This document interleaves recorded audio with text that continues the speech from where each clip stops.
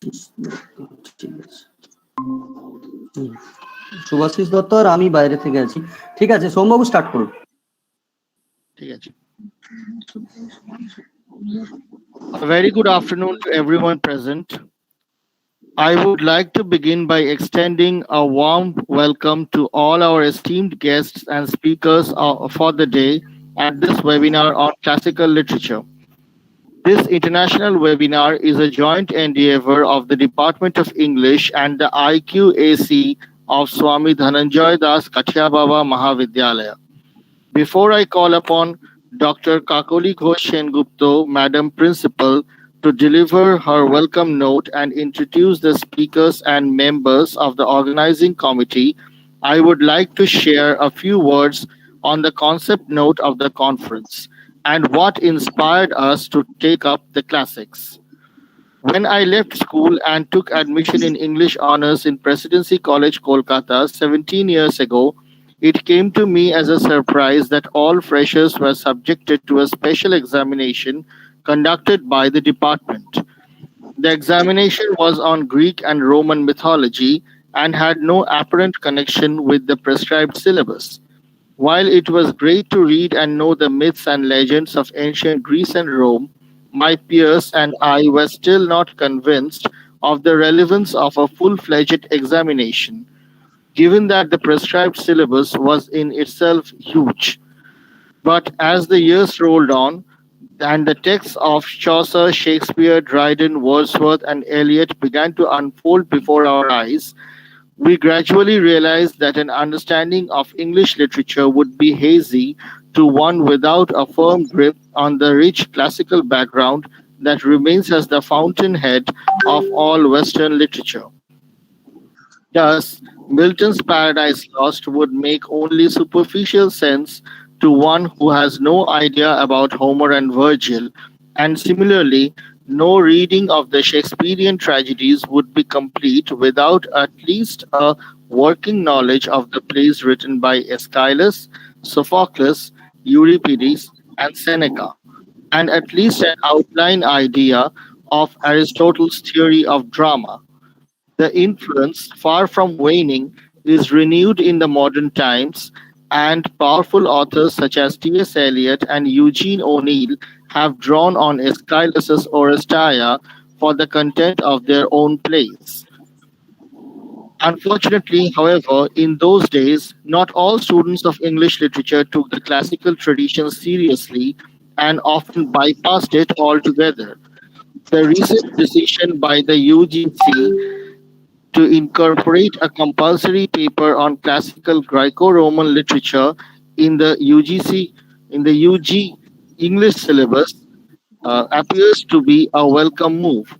Students now won't be able to evade this very essential component, and that would be only to their own benefit.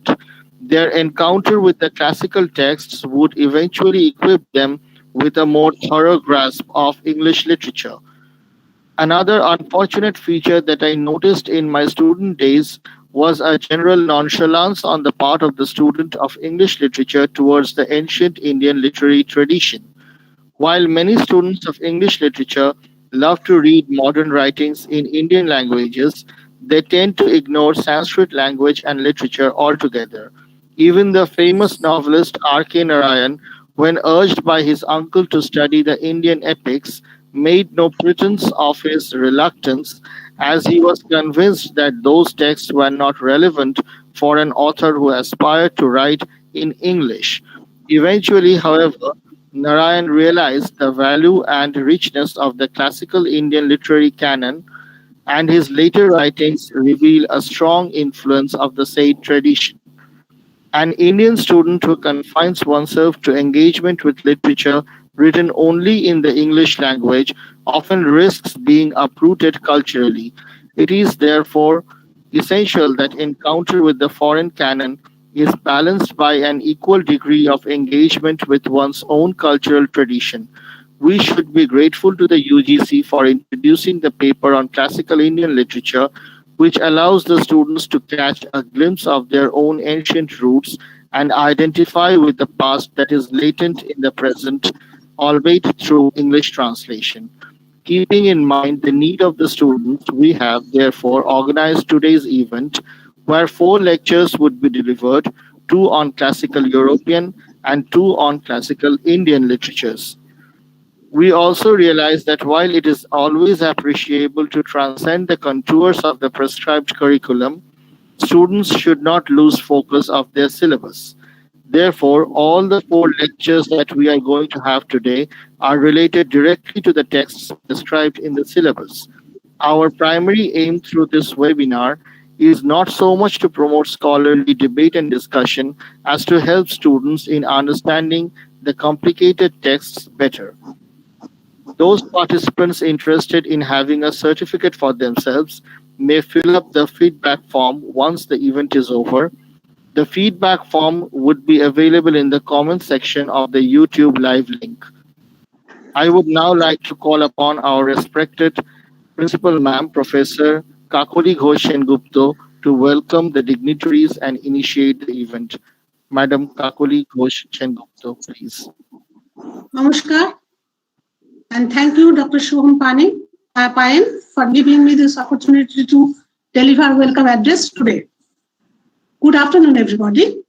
I, Dr. Kakoli Ghosh Gupta, Principal of Swami Dhananjoy Kathiababa Mahavidyalaya, would like to express my warm regards to the honored speakers, along with Sri Gorapadu Dev, President of Governing Body of our college, all the principals, dignitaries present today on our virtual platform. I also convey my thanks and best wishes to all the faculty members, students of various colleges under Bankura University, and finally to the students, teaching and non-teaching staff members of my own college for having graced today's event by their benign presence. Just like previous year, we have again assembled together for an international webinar. I am indeed glad to see the English department along with the IQAC of my college hosting today's prestigious event. The title of the seminar is Classical Epic and Drama, Greek and Indians. Echoing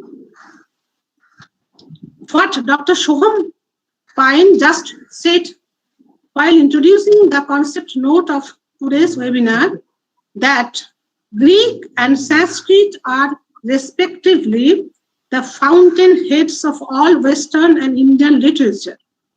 I, primarily a student and a teacher of philosophy, would like to share the oft-quoted comment by the renowned British philosopher A.N. Whitehead.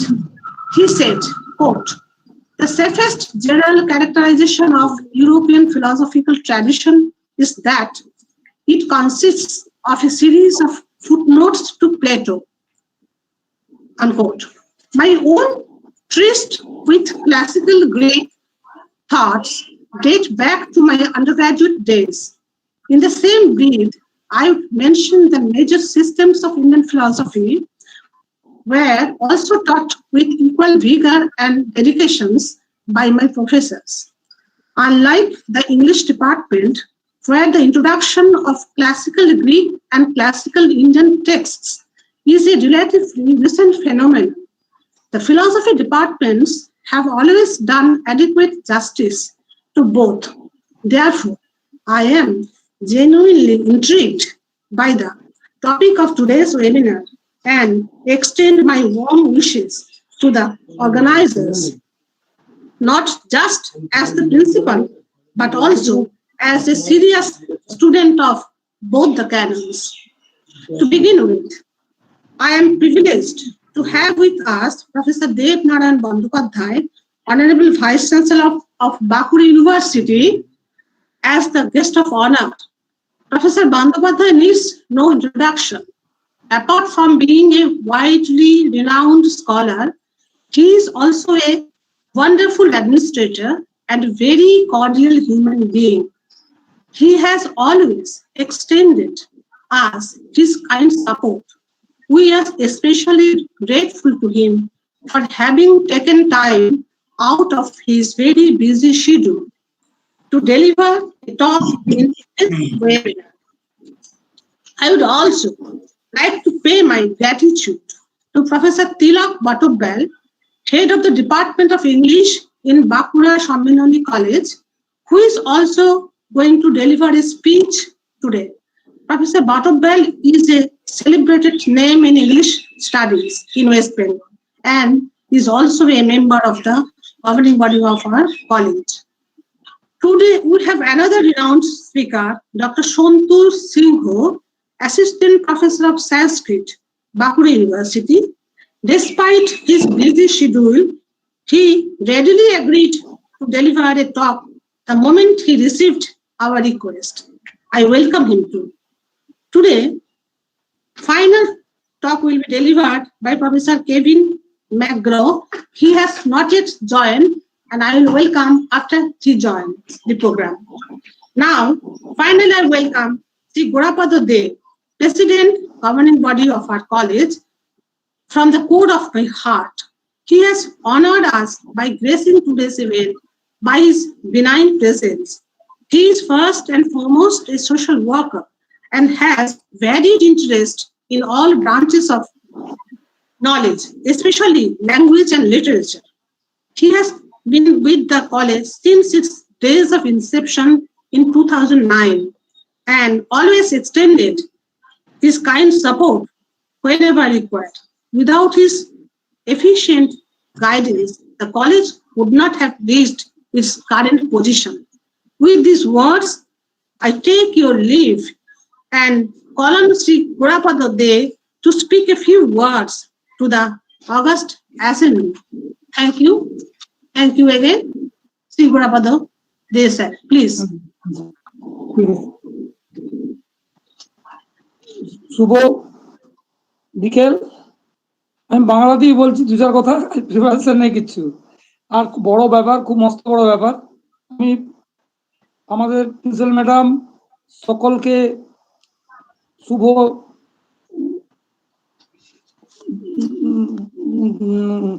কামনা করে জানিয়েছেন এবং welcome করেছেন। আমি আবার নতুন করে একে একে বলছি না, আমাদের ভাইস চ্যান্সেলর এবং ডক্টর ইউনিভার্সিটির আরেকজন অধ্যাপক তিলকবাবু, সম্মানিত অধ্যাপক, আর আমাদের কলেজের যারা আছেন এর সঙ্গে প্রিন্সিপাল ম্যাডাম সহ, এবং সবচেয়ে বড় হচ্ছে যে যারা আজকে সেমিনারটা খুব বড় টপিকস নিয়ে, এডুকেশনের দিক থেকে দেখতে গেলে ইন্টারন্যাশনাল ওয়েবিনার বটে এক নম্বর, আর দুই হচ্ছে যারা একটা খুব মস্ত বড় থিম নিয়ে আজকের আলোচনা চক্রটার আয়োজন করেছে, তাদেরকে ধন্যবাদ জানাচ্ছি। আর আমরা চাইবো আমরা বেশি কথা বলে সময় নষ্ট না করে আজকের যে আলোচনাটি সমৃদ্ধ আলোচনা, আমরা সবাই মন দিয়ে শুনবো। বিশেষত ছাত্ররা এবং শিক্ষকরা, তার থেকে আমরা একটা অভিজ্ঞতা আশা করব। তারা করতে পারবো না এত বড় ব্যাপারটা নিয়ে। মহাকাব্য নাটক আমরা শুধু নাম ধরে জানি আর কিছু জানি না। রামায়ণ মহাভারত, ওডিসি আর ঢোমরের বাস, এর বেশি কিছু জানা নেই আমাদের। কিন্তু এর ভেতরের যে ব্যবস্থাগুলো থাকে, যেমন আমাদের মহাভারত থেকে একটা সামান্য জায়গা নিয়ে যুদ্ধক্ষেত্রের উপদেশের অংশটুকু নিয়ে আমাদের গীতা রচনা হয়েছে। সে বিরাট মানে একটা সাংঘাতিক জিনিস তৈরি করতে পেরেছেন গীতা, যার বিভিন্ন জায়গায় ভারতবর্ষের সংস্কৃতিতে একটা সম্মানের জায়গায় অবস্থান করে এই গীতা। তেমনি সমস্ত যে মহাকাব্যগুলো আছে তার প্রতিটা জায়গায় খুব বড় শিক্ষণীয় ব্যাপার থাকে। আর এগুলো হয় সাধারণ মানুষের সুখ দুঃখ, আনন্দ, সংহার, এগুলো ভাগাভাগি করে নিয়েই এই মহাকাব্যগুলো বা নাটকগুলো রচিত হয়। আমি চাইবো আজকের এই আলোচনাটি সমৃদ্ধময় হয়ে উঠুক এবং আগামী দিনে এরকম সেমিনার যদি হয় তাতে আমরা খুব উৎসাহিত হব এবং সমৃদ্ধ হব। এই বলে আমি আবার সকলকে কলেজের পক্ষ থেকে ধন্যবাদ জানিয়ে আমার ছোট্ট দু চারটে কথা বললাম। সবাইকে ধন্যবাদ। ঠিক থাকলাম।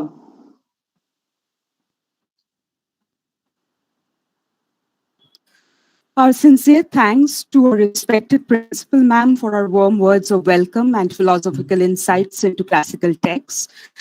We also extend our heartfelt thanks to Sri Gorapadade, President, Governing Body, Swami Dhananjoy Kathiababa Mahavidyalaya, for his words of encouragement. We are grateful to both of them for their constant support and valuable guidance in materializing today's program. We now move into the core section of the program where we engage with the topic of today's deliberation, the Greek and Indian classics. It is with great pleasure and privilege that I now introduce our keynote speaker today, Professor Devnarayan Bandyopadhyay, Honorable Vice Chancellor, Bankura University, and an eminent scholar in the field of classics. Professor Bandyopadhyay has been a very generous supporter of all our humble endeavors to broaden the scope of classroom teaching through hosting of webinars and online events, and we remain grateful to him for his steadfast support and generosity of spirit. I'd like to read out a brief bio note, although such a summation of his intellectual pursuits would not do justice to the scope and range of his scholarship. Prior to his appointment as the Vice Chancellor of Bankura University, Professor Bandyopadhyay was professor in the Department of English, Burdwan University. He is also the Secretary of the Indian Association for the Study of Australia, Eastern Region, and Indian Association of Scottish Studies. In 2001, he was invited to give a course of lectures on 19th century representations of Shakespeare in India at the University of Vienna, Shakespeare Society of Vienna, and the University of Salzburg. He also visited the University of Edinburgh and lectured at a seminar organized at Mansfield College, Oxford in 2002. With assistance from British Council. He was nominated for the Fulbright Exchange Summer Institute program in 2003, and he worked at Northern Illinois University, University of Chicago, and the State University of New York. He was awarded fellowships by the Australia-India Council in 2005 and 2006, and was a distinguished visiting scholar at Monash University, School of English, Communication and Performance Studies in 2007. He was a visiting research fellow at the University of New South Wales School of History and Philosophy between 2010 and 12. He was the honorary adjunct senior research fellow at Monash University School of English Communication and Performance Studies, Australia and Indigenous Studies between 2009 and 2018. He has published and co-edited many scholarly books and is the author of innumerable papers. He is also the international contributing editor of the Journal of American History, published by Indiana University, USA. He was the project leader of a research project on gerontology working in collaboration with the University of Swansea, Wales, which has been funded by the UK India Education and Research Initiative between 2014 and 2016. He is also an acclaimed creative writer, and his poems have been published in different journals in India and abroad. With this brief and inadequate introduction, I'd now like to request Professor Bandyopadhyay to kindly address our audience. Thank you.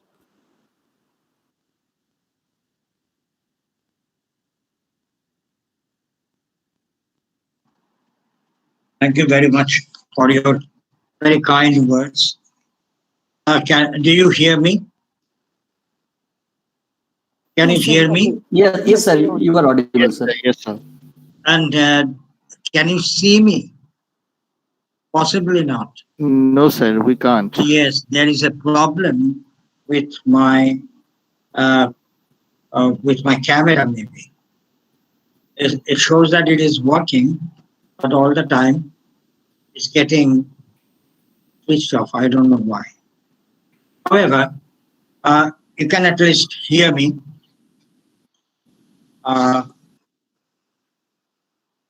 I will talk about the classical epic with particular reference to Homer. I believe Homer is there in your syllabus, at least the first book. Isn't that so? Book 1 is there in the syllabus of the students? Yes, sir. Yes. Okay. Let me begin with Plato. If you read the Republic, you have all perhaps read the Republic. And the students also might have got some ideas regarding the Republic of Plato.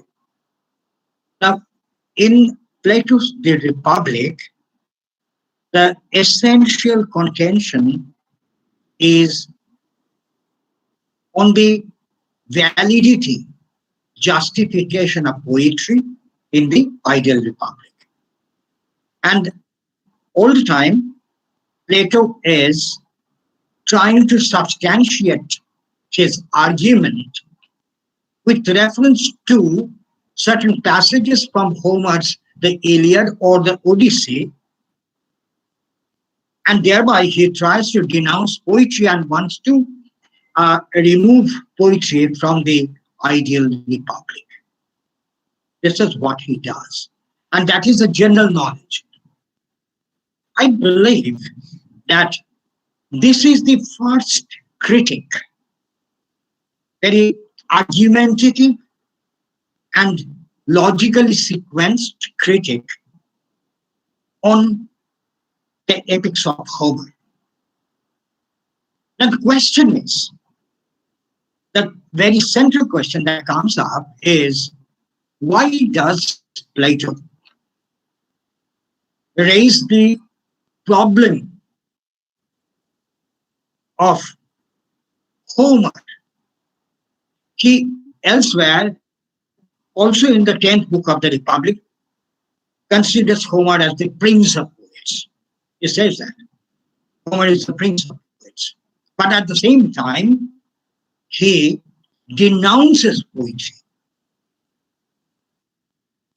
trying to show that a study of Homer will bring down the moral tradition of Greek society, the ethical tradition of Greek society, the intellectual aspects of Greek society. He says all this. The question is, Homer's epic is a poem. Does he want to say that the reading of the poem will bring about a degradation of Greek society? What is the essential status of Homer's poetry as far as Plato's argument is concerned? So, if it is a poem, it is fictitious. It's just imaginative. So why does Plato take it so seriously? And 1 minute, please. I'm running out of power.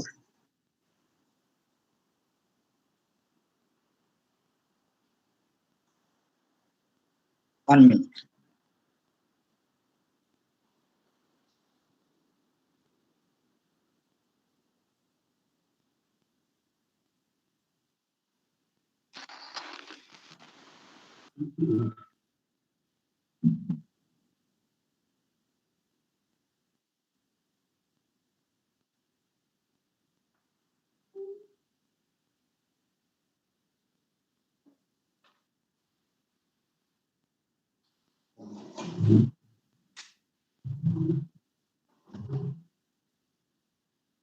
The question is, did you hear me? Why is Homer taking it so seriously? After all, Homer's poetry is imaginative. And imaginative exercise should not be considered so seriously, so much so that it is going to affect the moral and intellectual fiber of society. So why is he taking it so seriously? In fact, in Plato's time, Homer was not just poetry. It was not just poetry. It was, as poetry, it is fine. That's why Plato praises Homer as the prince of poets. So as a poet, he is fine, but he has a more serious identity. He is also a historian. So Homer's poem is not just a poem, it's also history.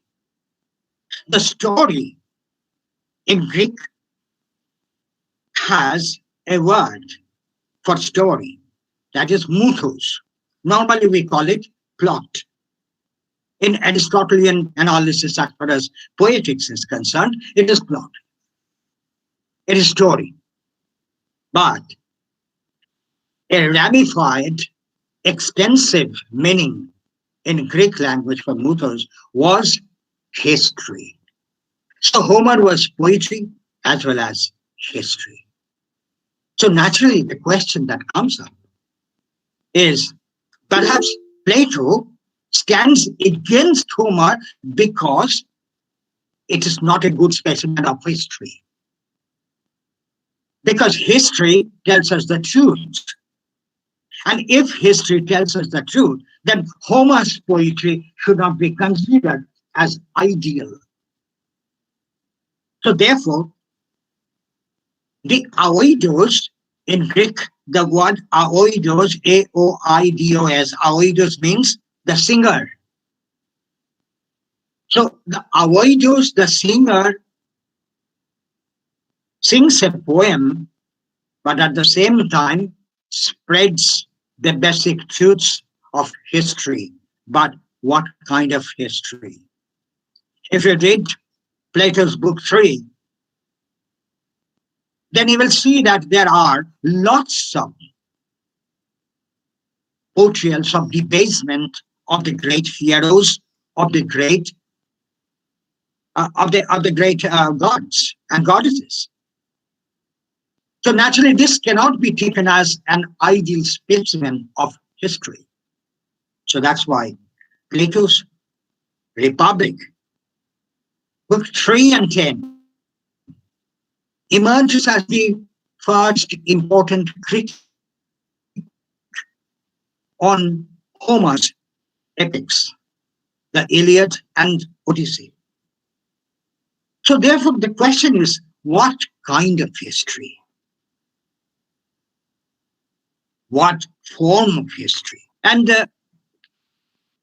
the students who might be present here, I believe, I don't know if the students are here there at all, but however, we should try to first of all consider the nature of history. The nature of history is important because it's from this that it is this historical layer that the poem developed. So that's why you can see that it is a poem from Homer's Iliad. It's a poem which wonderfully intermingles history and poetry. Now, we don't have really much evidence of the time when the Battle of Troy took place. We have only certain cuneiform tablets, and these cuneiform tablets are called linear script A and linear script B. Now, these linear script A, linear script B tablets solve many of the mysteries, but not all. Number one, linear script A has not yet been deciphered. All the scholars are still working on it. But very fortunately, linear script B, which actually gave us a number of cuneiform tablets, have been already translated long time back by Professor Ventris and Chadwick in the 60s of the last century. And these actually give us some idea regarding the age which is depicted in Homer's The Iliad. the Mycenaean age, the Mycenaean civilization. In other words, it is the 16th century BC civilization of the mainland Greece. Right. Now, I have to talk about very briefly. আমি জানি না কতটা সময় আছে, সময় কতটা? How much time? You have 12 minutes more, 12 to 14 minutes more. Oh, that means I will take 15 minutes and I will complete, because it will not be possible to tell the students everything. But let me just give a general outline. Now, what kind of age, as I was telling you, this actually takes us right into the progress and development of the Greek society, which was not originally Greek. Let me first of all introduce you to a term called Helladic, Helladic, Helladic. This term Helladic actually refers to Bronze Age. Bronze Age. There are three stages of this Helladic civilization, the Bronze Age civilization. The first is before 2000 BC. At this time, mainland Greece used to be inhabited by the original people, by its original people. And they were called, as Professor Finlay, the great historian, has pointed out, it is to be inhabited by the Pelasgians, Pelasgians, Pelasgians, which has been translated as the seafaring people. That is all we know about the original inhabitants. And after this, by the middle Helladic age, which starts from 2000 BC and ends in 1600 BC. This particular period is very, very important. 2000 BC to 1600 BC. This is the middle Helladic period. And it is during this time that an Indo-European stock, or maybe some others, is very debatable, that invaded Greece. There was a clash between the original people, the Pelasgians, and the invading race, who came to be later on known as Greeks, but Homer never tells them Greeks. Because let me tell you very clearly that the word Greek was not created by the Greeks themselves. In Homer's epic, both Iliad and the Odyssey, we find the use of the word Achaean, Achaean, Achaean, or Danaian, but never Greek. Who created this term? The Romans actually created this term.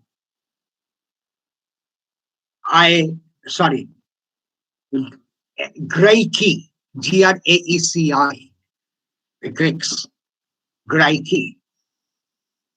Now, it is from this that we have the word Greek, but Homer never calls themselves Greeks. They were Achaeans, descendants of Achaeans. And Homer actually did not belong to the mainland Greece, let me tell you very clearly. He was an Ionian, meaning thereby he came from Asia Minor. He came from Asia Minor, migrated to mainland Greece. That's why, if you look at the original version of Homer's epic, there is an intermingling of many different words taken over from Ionia Sarvocrotic resources. Also, the chief resource being the Achaean language, the Greek language. The Indo-Europeans got mixed up with many different other specific forms of native as well as derived resources of language. That's why it is sometimes very, very difficult to read the original version of Homer's Iliad. Alexander Pope, while translating Homer's Iliad, found it extremely difficult in certain places, and he was criticized by Joseph Addison on the ground that he failed to capture the true spirit of the poem. So therefore, I'm referring, because there's not much time, I'm coming to the last period, the late Helladic period. So the early Helladic, middle Helladic, and the late Helladic, that means the late Bronze Age, and this is the period which is our concern. It is during this time, it begins with 1600 BC. It is during this time that the Mycenaean civilization actually developed. The lower part of the mainland Greece, where the chief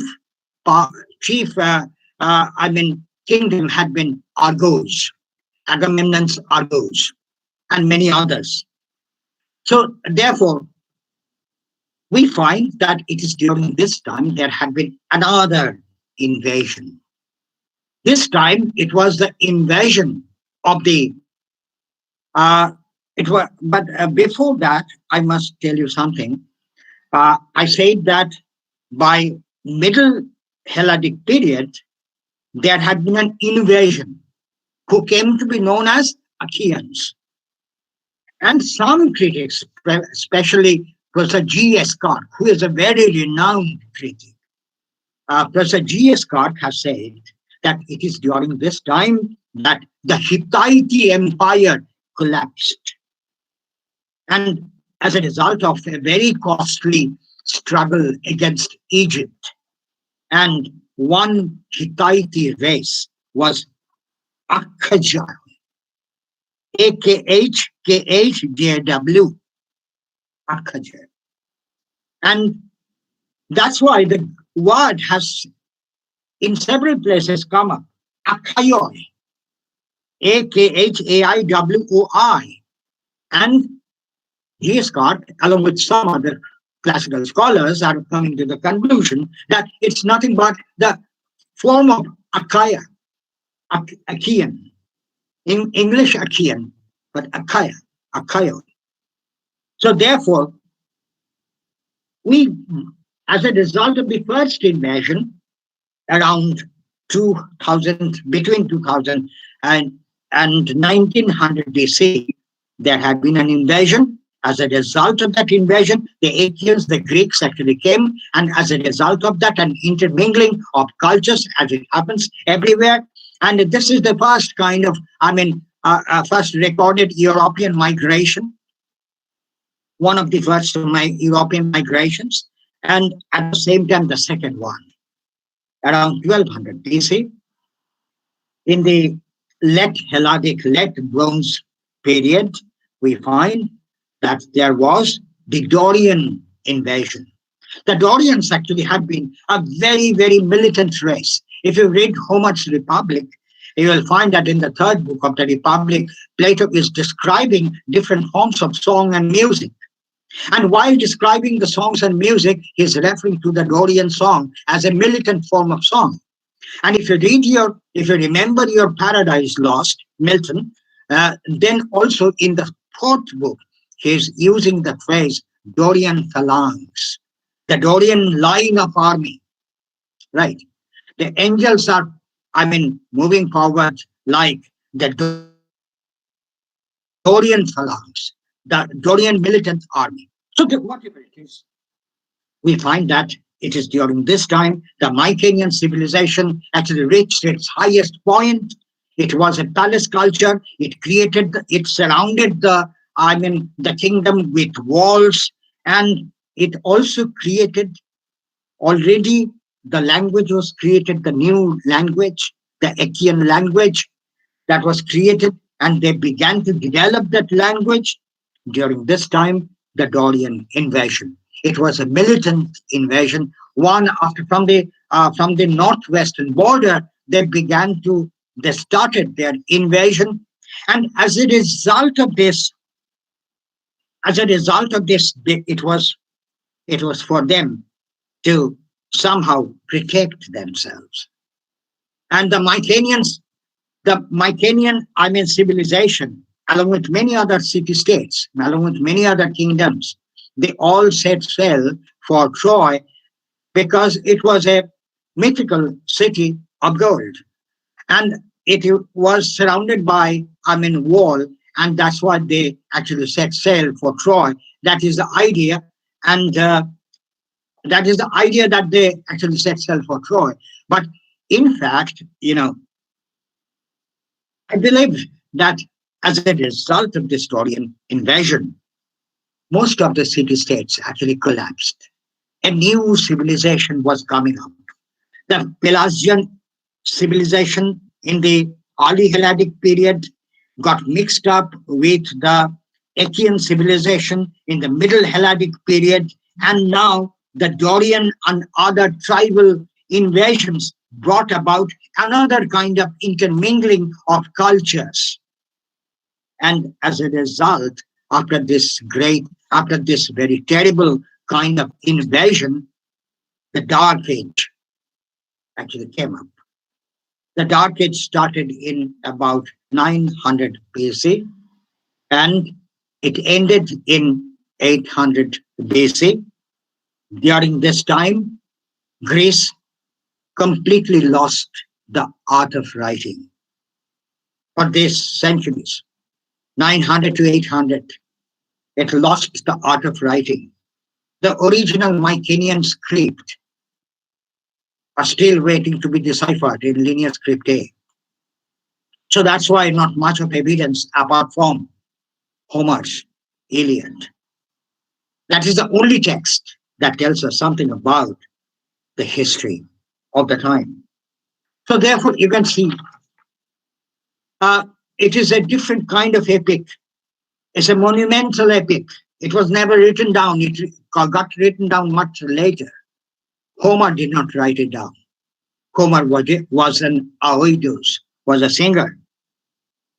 So that's why at that time, poetry was sung by the poets.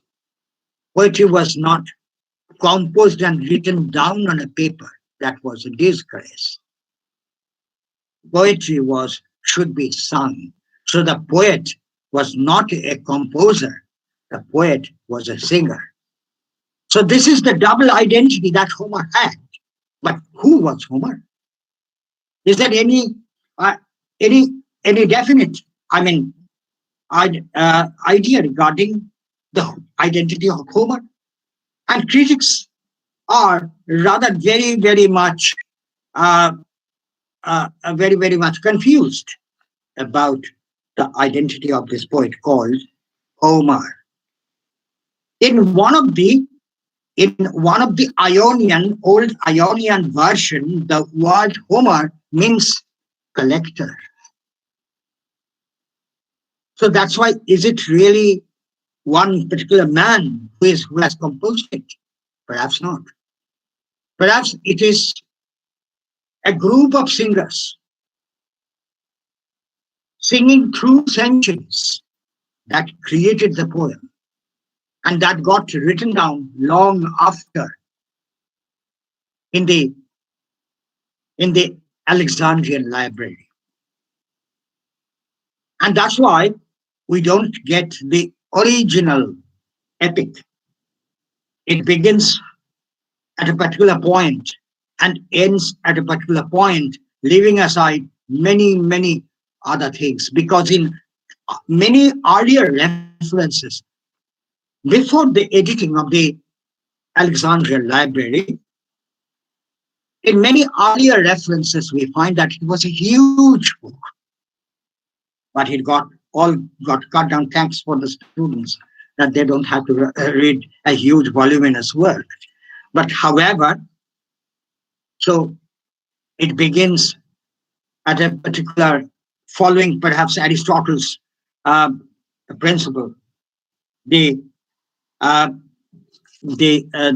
beginning, the arche, meson, telos division. Arche means the beginning, meson means the middle, and the telos means the end. The arche, meson, telos, the beginning, middle, and end structure. So that's why perhaps they had to cut down many things. Although as a result, there were many different problems coming up, but I'm not going into so much of details. However,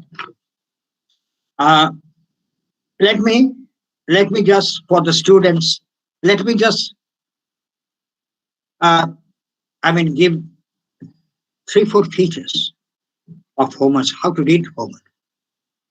As I said, that it's very difficult to say who Homer is and what Homer really looked like.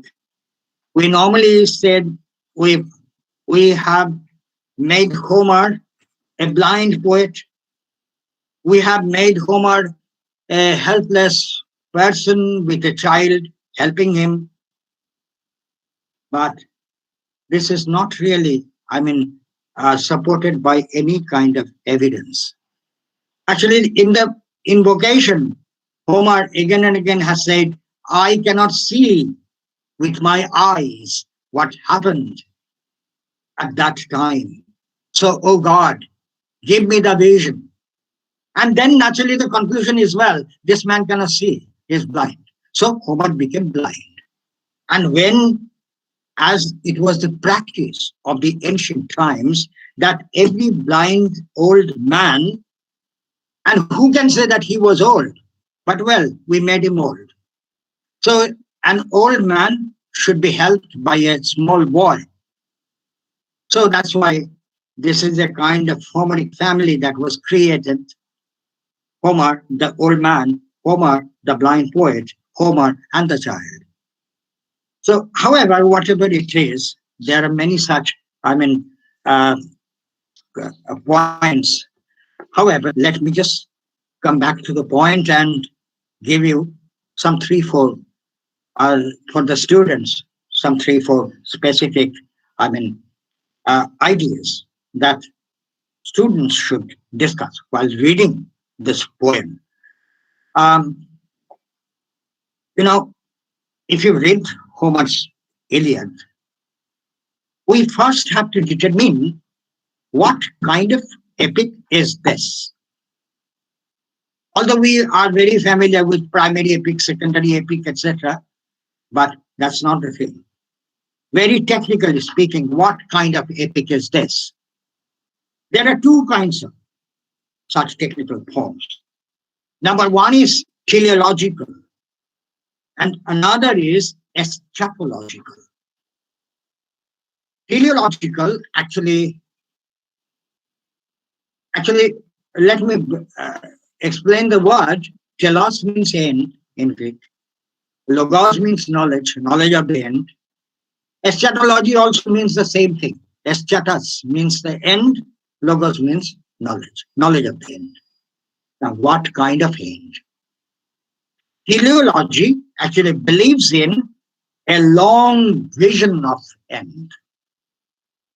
It's not within a close proximity. The end is long stretching end, right? It's a linear vision of the end. That's why Paradise Lost. Teleological vision of space and time. So it starts in hell, moves out into heaven, comes back to the earth. So it's a huge vision of space. As also time begins before the fall of Satan and ends with the expulsion of the first man, the first woman. That is the teleological, linear vision of history and epical strategy. And the eschatological also is the vision of end. But what kind of end? A finite end. Teleology is an infinite end. And eschatology is a finite end. There is a finiteness in the end. So that's why. It is also another question for the students. What is the meaning of Iliad? Iliad কথাটার মানে কি? Actually, ad, id, od, these are words in Greek which means song. And Ilia, this actually is a form of the name of the town in Troy where the battle was fought. Its name was Ilium. It's the song of Ilium. I-L-I-U-M. It is the song of Ilium. That actually gives us the word Iliad.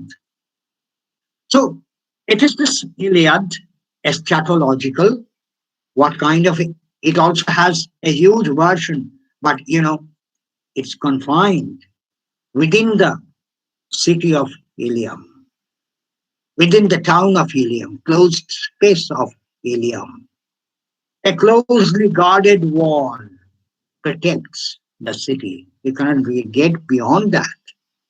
They war within that. Moreover, the time, the last year's battle. It is only the last year's battle. And again, the critics have counted on the movement of time. And they have said that, well, it is not really 1 year even. It's just 7 days. The last 7 days. The last 7 days of the battle. So that's why the time as well as the space. Right. So, and moreover, this epic is, as it is, a kind of eschatological epic, an oral epic. That's why there are many different elements incorporated into this through interpolation. That's why, the catalogue of ships is an interpolation in the second book. And that's why it has been said that it is the story of Agamemnon, it is the story of Achilles, also it is the story of the Battle of Troy. So it is Achilleid, is Achilleid, the song of Achilles, and the song of Ilium, both of them joined together. That's why the catalogue of ships or the making of Achilles' armor, right? These are some of the interpolations. And again, consider the interpolations. I have been noting down the interpolations very clear. In the catalogue of ships, there are some soldiers. And some of these soldiers, and these soldiers are described in the second book, right? Helen is describing to Priam, saying that this is that man, this one is that person, etc. And he is describing also 2-3 soldiers. But later in the book, as it progresses, we come to know, in terms of a flashback, that these soldiers had already died while they started their journey by trying to leap ashore. One of them broke his knees, another broke his neck and died. So that's why, but that has been placed in the catalogue of ships. That's why when the editors actually made a combination of the books, they made a mistake. But it is very clear, it is very characteristic of an oral epic. Again, let me give you another instance. In the Funeral and Games, there is a book, perhaps book 18 or 20 maybe. There, Achilles has renounced everything. He's in a mood of resignation. That's why he, after the death of Patroclus, he actually organizes a games, and he gives away the prizes. And one of the prizes, a pot containing iron, Sir, Akal Loha. হ্যাঁ, sir, আমার time হয়ে গেছে বোধহয় না? yes, yes, sir. Sorry, sir. We are So very well, that we are. I will not really bore you with any more of this, but but it I'm is very interesting. happy. We are very much unhappy to make you stop. No. That's not a problem. Actually, I'm very happy with you for being able to be with you, because I know that there is a time schedule and I should not break that. So thank you very, very much for kindly giving me this time. And again, in future, maybe. And I have, I must express my gratitude to the principal, to the organizers, and to the students, and also the president, Mr. Gorapada De, for kindly organizing this wonderful webinar. So thank you very much. Thank you, sir. Thank you very much, sir.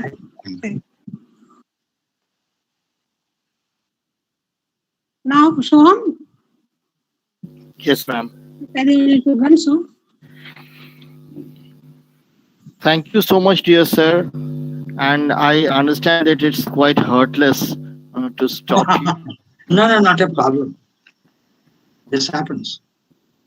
Thank you, sir. Our sincere appreciation and thanks to Professor Bandyopadhyay for this insightful introductory lecture on the origin of the Greek epics. This has been an enriching experience for both faculty and young scholars engaged in the study of the classics. I would now like to invite our second speaker, Dr. Shontu Shingho, Assistant Professor of Sanskrit, Bankura University, to address our audience and communicate his views on the Oriental classics.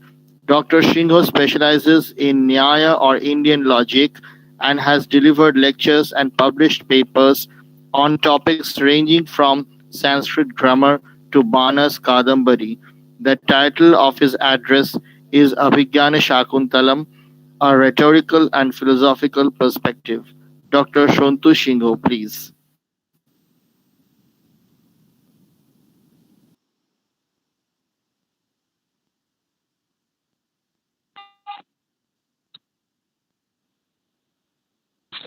Hello.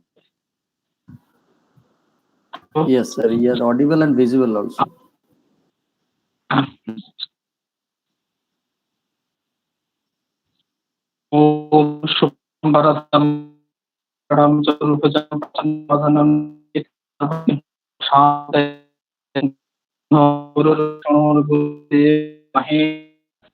साक्षात् परमस्मै श्री गुरवे नमः।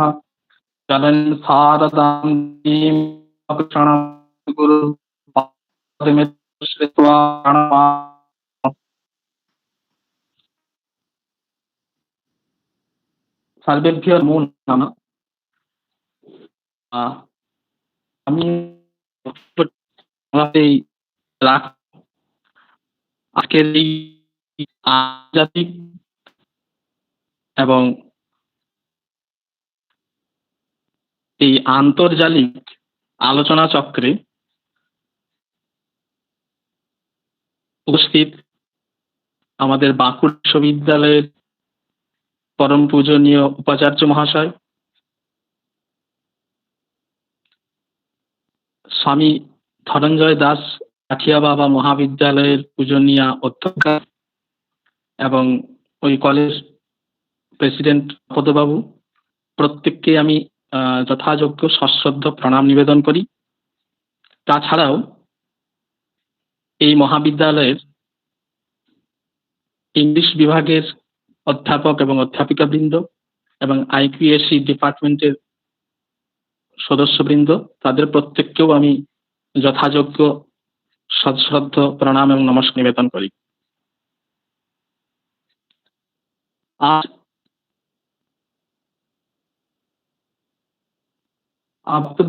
হয়েছে তা হল দৃষ্টিতে এবং দার্শনিক দৃষ্টি। এই বক্তব্য বিষয়টির দিক আছে। একটি হলো ভারতীয় শাস্ত্রীয় এবং ভারতীয় যে দার্শনিক দৃষ্টিভঙ্গি আছে তার দৃষ্টিতে এই অভিজ্ঞান নারীর বিচার কম সম্পূর্ণ বলতে বিষয়গুলো বলা যাবে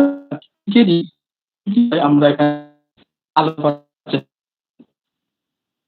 একটু ডিস্টার্ব করছে, শোনা যাচ্ছে, কেটে যাচ্ছে, শুনতে পাবো? একটু ডিস্টার্ব করছে মনে হচ্ছে। হ্যাঁ, একটু ডিস্টার্ব করছে, শোনা যাচ্ছে। ওখানে ইন্টারনেটের অবস্থাটা একটু হয়তো স্লো আছে, যদি কাইন্ডলি ভিডিওটা অফ করে বলেন আমরা অডিবল হব, ভালো মনে হচ্ছে আর কি। ভিডিও অডিও দুটোতেই মনে হচ্ছে একটু অসুবিধা হচ্ছে, আপনি যদি ভিডিওটা বন্ধ করেও বলেন মনে হচ্ছে একটু ক্লিয়ার হবে আর কি। কেটে কেটে যাচ্ছে, ঠিক স্পষ্ট শোনা যাচ্ছে না, দেখুন তো একটু। আচ্ছা, এবারে দেখুন শোনা যাচ্ছে? হ্যালো, হ্যাঁ অনেকটা ক্লিয়ার, একটা ক্লিয়ার হয়েছে। হ্যাঁ হ্যাঁ। তো আমরা দুটো দিক থেকে এই বিষয়টি উপস্থাপন করার চেষ্টা করব।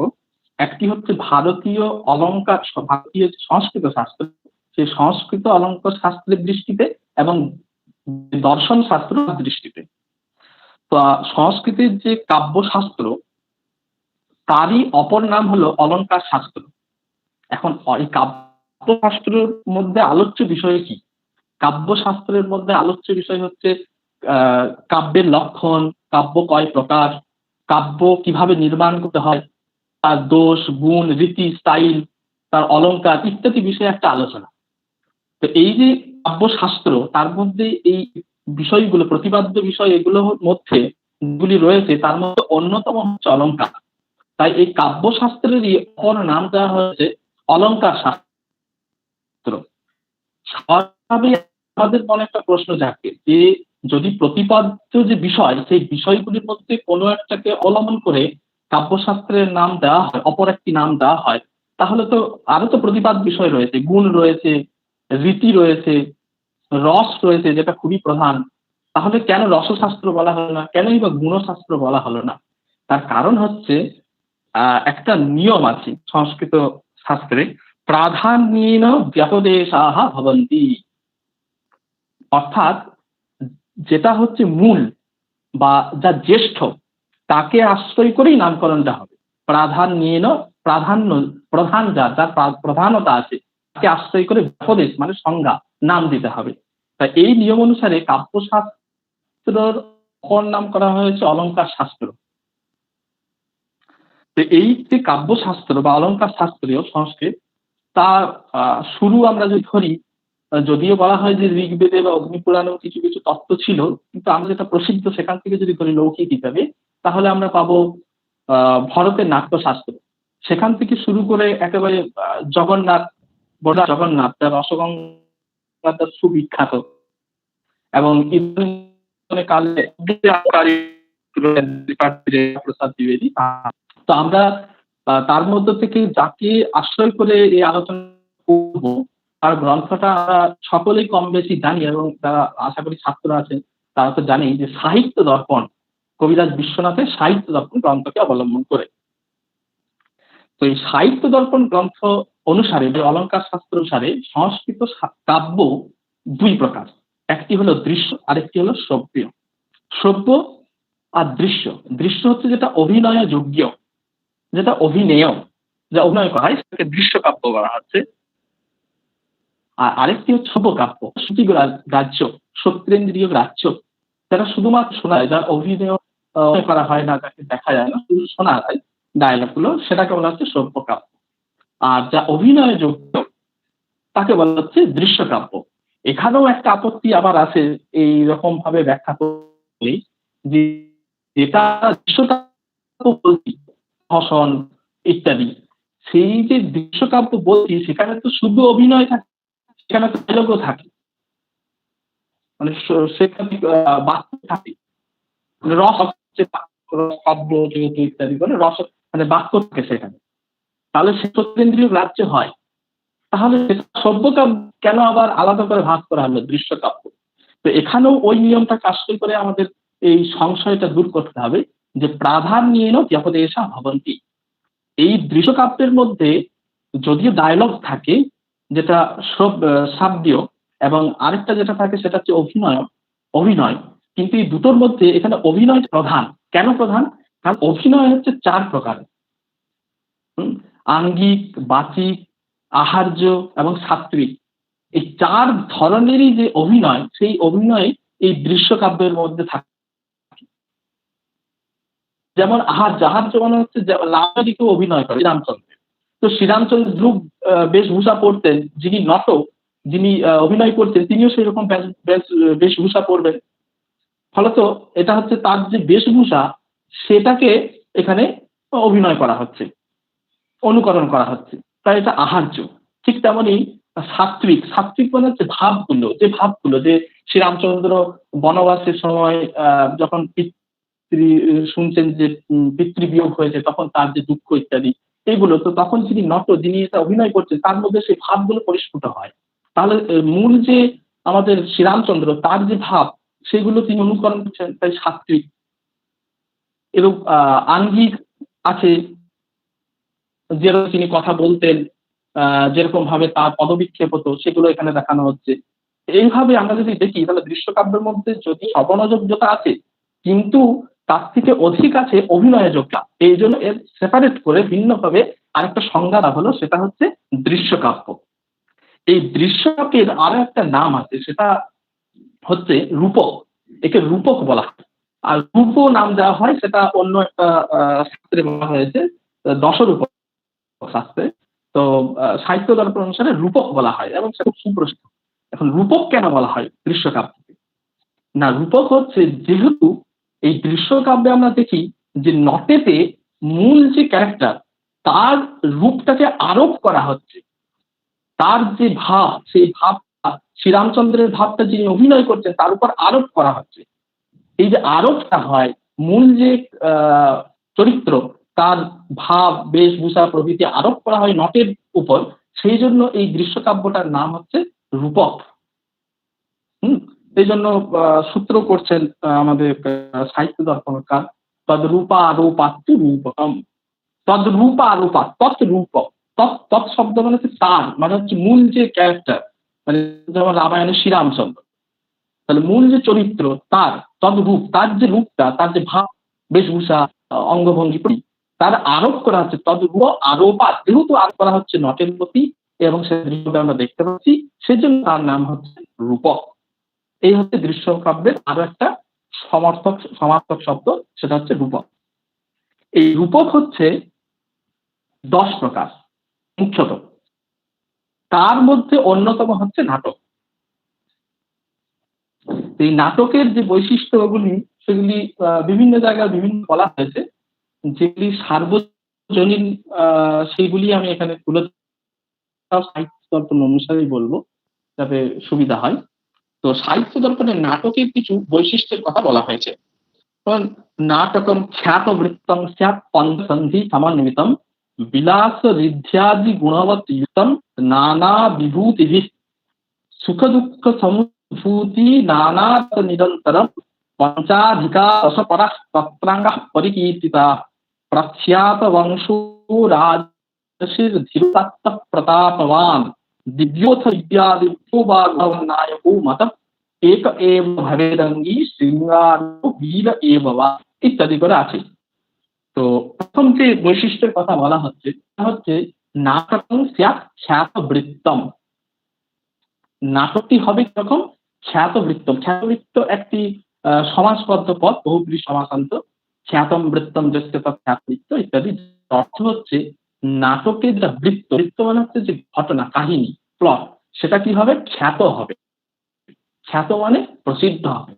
তাই নাটক খ্যাতবৃত্তম, এটা হচ্ছে প্রথম বৈশিষ্ট্য নাটকের। নাটকের যে কাহিনী, সেই কাহিনী কিন্তু খ্যাতবৃত্ত হতে হবে, অর্থাৎ প্রসিদ্ধ হতে হবে। কোথায় প্রসিদ্ধ হবে? না, প্রসিদ্ধ হবে দর্পণকার, সাহিত্য দর্পণকার বা অন্যান্য শাস্ত্রকাররা বলছেন রামায়ণ মহাভারতাদি খ্যাতবৃত্তম স্যাৎ। অর্থাৎ রামায়ণ, মহাভারত বা অন্যান্য পুরাণাদি গ্রন্থে সেটা পুরাণাদিতে প্রসিদ্ধ হবে। পুরাণাদি গ্রন্থ, পুরাণাদিতে কেন বলছি তার কারণ, পুরাণ প্রভৃতিতে প্রসিদ্ধ হবে। অর্থাৎ সেখানে মূল যে ঘটনাটা, সেখানে রামায়ণ বা মহাভারত বা পুরাণ ইত্যাদি স্থলে সেটাকে প্রসিদ্ধ থাকতে হবে। সেই মূল ঘটনাটাকে আশ্রয় করে নাটক রচনা করতে হবে। এখন এই বৈশিষ্ট্যটা শোনার পরে অনেকের মনে একটা সংশয় জাগে যে তাহলে যদি সংস্কৃত নাটক সবসময় রামায়ণ, না হয় মহাভারত, না হয় পুরাণ ইত্যাদি আশ্রয় করেই হয়, তাহলে তো সংস্কৃত নাটকগুলো এক কথায় বলতে গেলে পঙ্গু। কারণ সাহিত্য তো সেটাই, যেটা সমাজের দর্পণ বলা হয় সাহিত্য। তাহলে যদি সংস্কৃত সাহিত্য সবসময় রামায়ণ, মহাভারত, পুরাণ ইত্যাদির খ্যাত যে ঘটনা তাকে আশ্রয় করে রচিত হয়, তাহলে এতৎকালীন যে ঘটনা তদাশ্রিত কোনদিনও হবে না। এখন এটার উত্তর সেটাই যে সংস্কৃত শাস্ত্র পড়ার একটা আলাদা ট্রেডিশন আছে, হচ্ছে একটা স্থূল অর্থ। তাই প্রত্যেকটা বিষয় বা শাস্ত্র পড়ার একটা আলাদা ট্র্যাডিশন থাকে, ঠিক তেমনি সংস্কৃত শাস্ত্র পড়ার একটা ট্র্যাডিশন আছে। এটা হচ্ছে একটা কারিকা, স্থূল অর্থ তার। তারপরে তার যে টিকা, টিপ্পনী, ভাষ্য সমস্তটা নিয়েই কিন্তু এই গ্রন্থটা। কোন একটা স্থূল বেদের শুধু একটা মন্ত্রের বঙ্গানুবাদ বা অন্য ভাষায় অনুবাদ, সেটাই ওর অর্থ, এটা কিন্তু নয়। তার ভাষ্য, তারা কি বলেছেন, টোটালটা মিলিয়ে একটা গ্রন্থ হয়। ঠিক তেমনি এর যদি আমরা টিকা টিপ্পনী দেখি, তাহলে পরিষ্কার সেখানে লেখা আছে যে এখানে যে খ্যাত বৃত্ত পদটি বলা হয়েছে, বলা হচ্ছে রামায়ণ, মহাভারত, পুরাণ ইত্যাদি গ্রন্থে কখনো বলা হয়নি। এই ইত্যাদিতে বলা হলো, এর তাৎপর্য হচ্ছে এটাই যে এটা শুধুমাত্র যে রামায়ণ, মহাভারত, পুরাণেই প্রসিদ্ধ হবে তা না। এখানে শব্দটি ইউজ করা হয়েছে খ্যাতবৃত্ত, প্রসিদ্ধ হবে। সেটা রামায়ণ, মহাভারত, পুরাণ প্রভৃতি শাস্ত্রে প্রসিদ্ধ হতে পারে, তার সাথে সাথে সেটা লোক প্রসিদ্ধও হতে পারে, সমাজে প্রসিদ্ধও হতে পারে। যেমন আমরা অনেকে পড়েছি দত্তম, এই যে ঘটনাটা, এটা অনেকে বলেন ঐতিহাসিক একটা ঘটনা। তাছাড়া যদি আমরা এটা বাদ দিই, তাহলে কিন্তু এটা লোক প্রসিদ্ধ ঘটনা। তাছাড়া কিন্তু পুরাণ আদিতে অস্তিত্ব আমরা পাই না। এরূপ অন্যান্য অনেক নাটক পাই আমরা, যেখানে দেখতে পাই যে শুধু যে রামায়ণ, মহাভারত, পুরাণকে আশ্রয় করে রচিত তা না, সেটা কিন্তু লোকপ্রসিদ্ধ কোনো ঘটনাকে আশ্রয় করেও হতে পারে। এইগুলো যে বলা হলো, এটা একজন টিকাকার আছেন হরিদাস সিদ্ধান্তবাগীশ, আমাদেরই বাঙালি একজন টিকাকার। তার কুসুম প্রতিম টিকাতে উনি এগুলো স্পষ্ট করেছেন। তাহলে আমরা দেখলাম সেটা হলো যে খ্যাতবৃত্ত নাটকের যেটা প্লট, সেটা খ্যাত হতে হবে। এটা রামায়ণ, মহাভারত, পুরাণেই খ্যাত হোক বা লোকসিদ্ধই হোক। এই যেটা বললেন, তারপরে এটাও সূচনা করলেন যে কখনোই নাটকের প্লট বা ঘটনা বা কাহিনীটা সেটা কিন্তু কখনোই কবি কল্পিত হবে না, যেমন প্রহসন দিতে হতে হবে। তো নাটকের ক্ষেত্রে সেটা কখনোই কোনোদিন কবি কল্পিত হওয়া চলবে না। এটা এখানেই এটা তাৎপর্য, এটা হচ্ছে একটা বিশিষ্ট। এইটা আমরা যদি দেখি অভিজ্ঞান শকুন্তলমে কিভাবে এসেছে। অভিজ্ঞান শকুন্তলমের মূল কাহিনী রাজা দুষ্যন্ত শকুন্তলার প্রণয় কাহিনী বা দাম্পত্য মিলন ইত্যাদি মহাভারত। তাহলে মহাভারতে আমরা পেলাম, তাহলে প্রসিদ্ধ হলো, মহাভারতে প্রসিদ্ধ, খ্যাতবৃত্ত হলো। এর বৈশিষ্ট্যটা এইভাবে সামঞ্জস্যপূর্ণ হয়েছে নাটকে, যেটা অলঙ্কার শাস্ত্রে বলা হয়েছে সেটা। কিন্তু হলেই কি এখানে একটা আপত্তি হয়, যদি এই যে কালিদাস বা অন্য কোনো নাট্যকার তিনি যদি খ্যাতবৃত্ত কোনো ঘটনাকে আশ্রয় করে নাটক রচনা করেন, তাহলে তো এটা একটা দোষই হয়ে গেল। কিসের দোষ? আমরা জানি শাস্ত্রে একটা দোষের কথা বলা হয়েছে, যেটা খুবই সহজ, সেটা হচ্ছে পুনরুক্তি দোষ। একই কথা দুবার যদি বলা হয় তাহলে পুনরুক্তি দোষ। তো তাহলে যেটা আমার যদি পড়ার ইচ্ছা হয় তাহলে আমি রামায়ণ মহাভারত থেকে কিছু পড়ে নিতে পারি, কেন আমি আপনার নাটকটা পড়বো, এই আপত্তিটা আছে, কারণ এটা পুনরুক্তি দোষ দুষ্ট হয়ে যাচ্ছে। তার উত্তর হচ্ছে এটাই যে না, মূল কাহিনীটা ওখানে হবে, কিন্তু সেখানে কবি নিজে কিছু নৈপুণ্য দেখাবেন। যেমন আমরা দেখি অভিজ্ঞান শকুন্তলমে মহাভারতকে যদি উনি থাকেন তাহলে গ্রহণ করা সত্ত্বেও উনি কিন্তু অভিজ্ঞান শকুন্তলম নাকি বহুত্র তার নৈপুণ্যকে প্রদর্শন করেছেন। যেমন সুপ্রসিদ্ধ একটা স্থল আছে, সেটা হচ্ছে আমরা জানি প্রত্যেকেই দুর্বাসার অভিশাপ, সেটা আমরা মহাভারতের যে অভিজ্ঞান শকুন্তলের যে মূল কাহিনী আছে সেখানে নেই, তাই তিনি এটা এখানে নাবিন্য দেখালেন তার সেই দুর্বাসার সাপকে প্রবেশ করিয়ে। এইভাবে তিনি যে আলংকারিক যে লক্ষণ সেটাও অক্ষুণ্ণ থাকলো এবং তার যে অভিনবত্ব সেটাও প্রদর্শিত হলো। এখন কেউ এরকম আপত্তি তোলেন যে না, আমরা কেন স্বীকার করব মহাভারত না হয়েছে, পদ্মপুরাণেও তো এই কাহিনী আমরা পাচ্ছি, পদ্মপুরাণেও দেখছি দুষ্যন্ত রাজা এবং অভিজ্ঞান শকুন্তলমের নায়িকা যে শকুন্তলা তাদের ঘটনা রয়েছে, এবং সেখানে স্পষ্টভাবে রয়েছে যে দুর্বাসা সেখানে উপস্থিত। তাহলে তো আমি অভিনবত্ব কোথায় পাচ্ছি, সেটা একই হয়ে গেল, পুনরুক্তি দোষ না। সেখানে হলেও আমরা যদি আরো ঘটনাগুলো একটু বিচার করি তার থেকেও আমরা পার্থক্য পাবো, অভিনবত্ব এতে আছে। আমরা যদি পদ্মপুরাণের কাহিনীটা দেখি সেখানে দেখবো যে সেটা প্রিয়ম্বদা যখন রাজা দুষ্যন্তের গৃহ যাত্রা হচ্ছে শকুন্তলা গেলেন রাজা দুষ্যন্তের দরবারে, সেখানে প্রিয়ম্বদা থাকছেন, এটা পদ্মপুরাণে বলা হচ্ছে। কিন্তু কালিদাসের অভিজ্ঞান শকুন্তলমে আমরা দেখছি প্রিয়ম্বদা বা অনুসয়া কেউ যাচ্ছে না, পরিষ্কার সেখানে গৌতম বলছেন যে না, তাদের এখনো বিবাহ হয়নি, তাই তাদেরকে ওখানে পাঠানোটা উচিত নয়, ওরা চলে আসুক, ওরা কেউ যাবে না। এই কথাটা চতুর্থ অঙ্কে আমরা দেখতে পাচ্ছি এখন শেষের দিকে। তাই একটা আমরা অভিনবত্ব দেখতে পাচ্ছি, এরকম অনেক অভিনবত্ব আছে। শুধু তাই না, যদি কি করেছে পদ্মপুরাণের ঘটনা অবলম্বনে করে অনেক সমস্যা বলছি, সেটা হচ্ছে যে ওখানে আমরা দেখছি প্রিয়ম্বদা জানতেন যে এরকম দুর্বাসার শাপগ্রস্ত আমাদের শকুন্তলা, এবং তার উপায় হচ্ছে অঙ্গুরীয় আংটিটা। তো সেখানে আমরা দেখছি যে দরবারে রাজার দরবারে শকুন্তলার সাথে প্রিয়ম্বদা রয়েছেন, কিন্তু প্রিয়ম্বদা যখন প্রত্যাখ্যান হচ্ছে, যখন প্রত্যাখ্যান শকুন্তলাকে চিনি না এটা বলছেন, একটা কথা কিন্তু প্রিয়ম্বদার মুখ থেকে বেরোয়। প্রিয়ম্বদা তখন একেবারে চুপ। একটা সমস্যা হতো। 2 নম্বর সমস্যা, রাজা শকুন্তলাকে চিনতে পারবেন না, এই অভিশাপ। কিন্তু প্রিয়ম্বদাকে তো চেনার কথা, কিন্তু চিনছে না। তো ইত্যাদি অনেক রকম সমস্যার সম্মুখীন হতে হবে যদি আমরা পদ্মপুরাণের ঘটনাটা বিচার করি। তো কালিদাস কি করলেন, তাই আমাদের যা মনে হয় যে উনি কালিদাসটা করে মহাভারত থেকে নিয়েছেন এবং নিয়ে তিনি তার নির্মাণের মাধ্যমে তাকে সাজিয়ে তুলেছেন। তো এইগুলো আমাদের প্রথম যে বৈশিষ্ট্য, সেটা অলংকারের দৃষ্টিতে বিচার করলাম খুবই সংক্ষেপে। দ্বিতীয় আরেকটা আমরা এখানে আলোচনা করব অলংকারিক দিক দিয়ে, সেটা হচ্ছে যে এই যে অভিজ্ঞান শকুন্তলমের 7টা অঙ্ক, তো কেন 7টা অঙ্কেই নাটকটা রাখছেন, কেন সেটা একটু বাড়াল না, 6, 7, 8, 10 করতে পারতেন, 7 করতে পারতেন, বা একটু কমিয়ে নিয়ে আসা যেত। তার একটা বিশেষ বৈশিষ্ট্য হচ্ছে অলংকার শাস্ত্র অনুসারে সংস্কৃত নাটক কিন্তু আচ্ছা, একটু ইন্টারাপ্ট করছি ডক্টর সিংহ, একটু ইন্টারাপ্ট করছি। আপনি আর 5 মিনিট এর মধ্যে আপনার লিমিট করুন প্লিজ। হ্যাঁ, তো পঞ্চাধিকা দশপরা, 5-এর অধিক হবে কিন্তু 10-এর কম করতে হবে। তো এই যে বৈশিষ্ট্য, সেই বৈশিষ্ট্যকে অবলম্বন করেই উনি 7-এর মধ্যে সেটা বানালেন। এবং আর যেটা বলার খুবই সংক্ষেপে বলবো, সেটা হচ্ছে যে কেন অভিজ্ঞান শকুন্তলাকে এমন করা হলো না যে এই 1 নম্বর অঙ্কটা 2-এর মধ্যে কেন ঢোকানো, তার যে ঘটনাটা সেটাই সংক্ষিপ্ত করে যদি এর মধ্যে হয়, 1 নম্বর যে অঙ্কটা আছে তার কি এমন বৈশিষ্ট্য আছে না। এখন এটা যদি করি তাহলে সমস্যা হবে, আমাদের 5-এর অধিক 10-এর মধ্যে থাকতে হবে, এই নিয়মটা মানা, কিন্তু আমাদের অনেক ক্ষতি হবে আলংকারিক দৃষ্টিতে। যেমন নাটকের এক বৈশিষ্ট্য হচ্ছে পঞ্চসন্ধি সমান্তর 5 সন্ধি হয়, মুখ, প্রতিমুখ, গর্ভ, বিমর্ষ এবং নির্বহন। এই প্রতিমুখ যে মুখ সন্ধি, সেই মুখ সন্ধি আমাদের প্রথম অঙ্কের মধ্যে আছে। সন্ধি হচ্ছে নাটকের যে মেন প্লট, সেটার বীজটা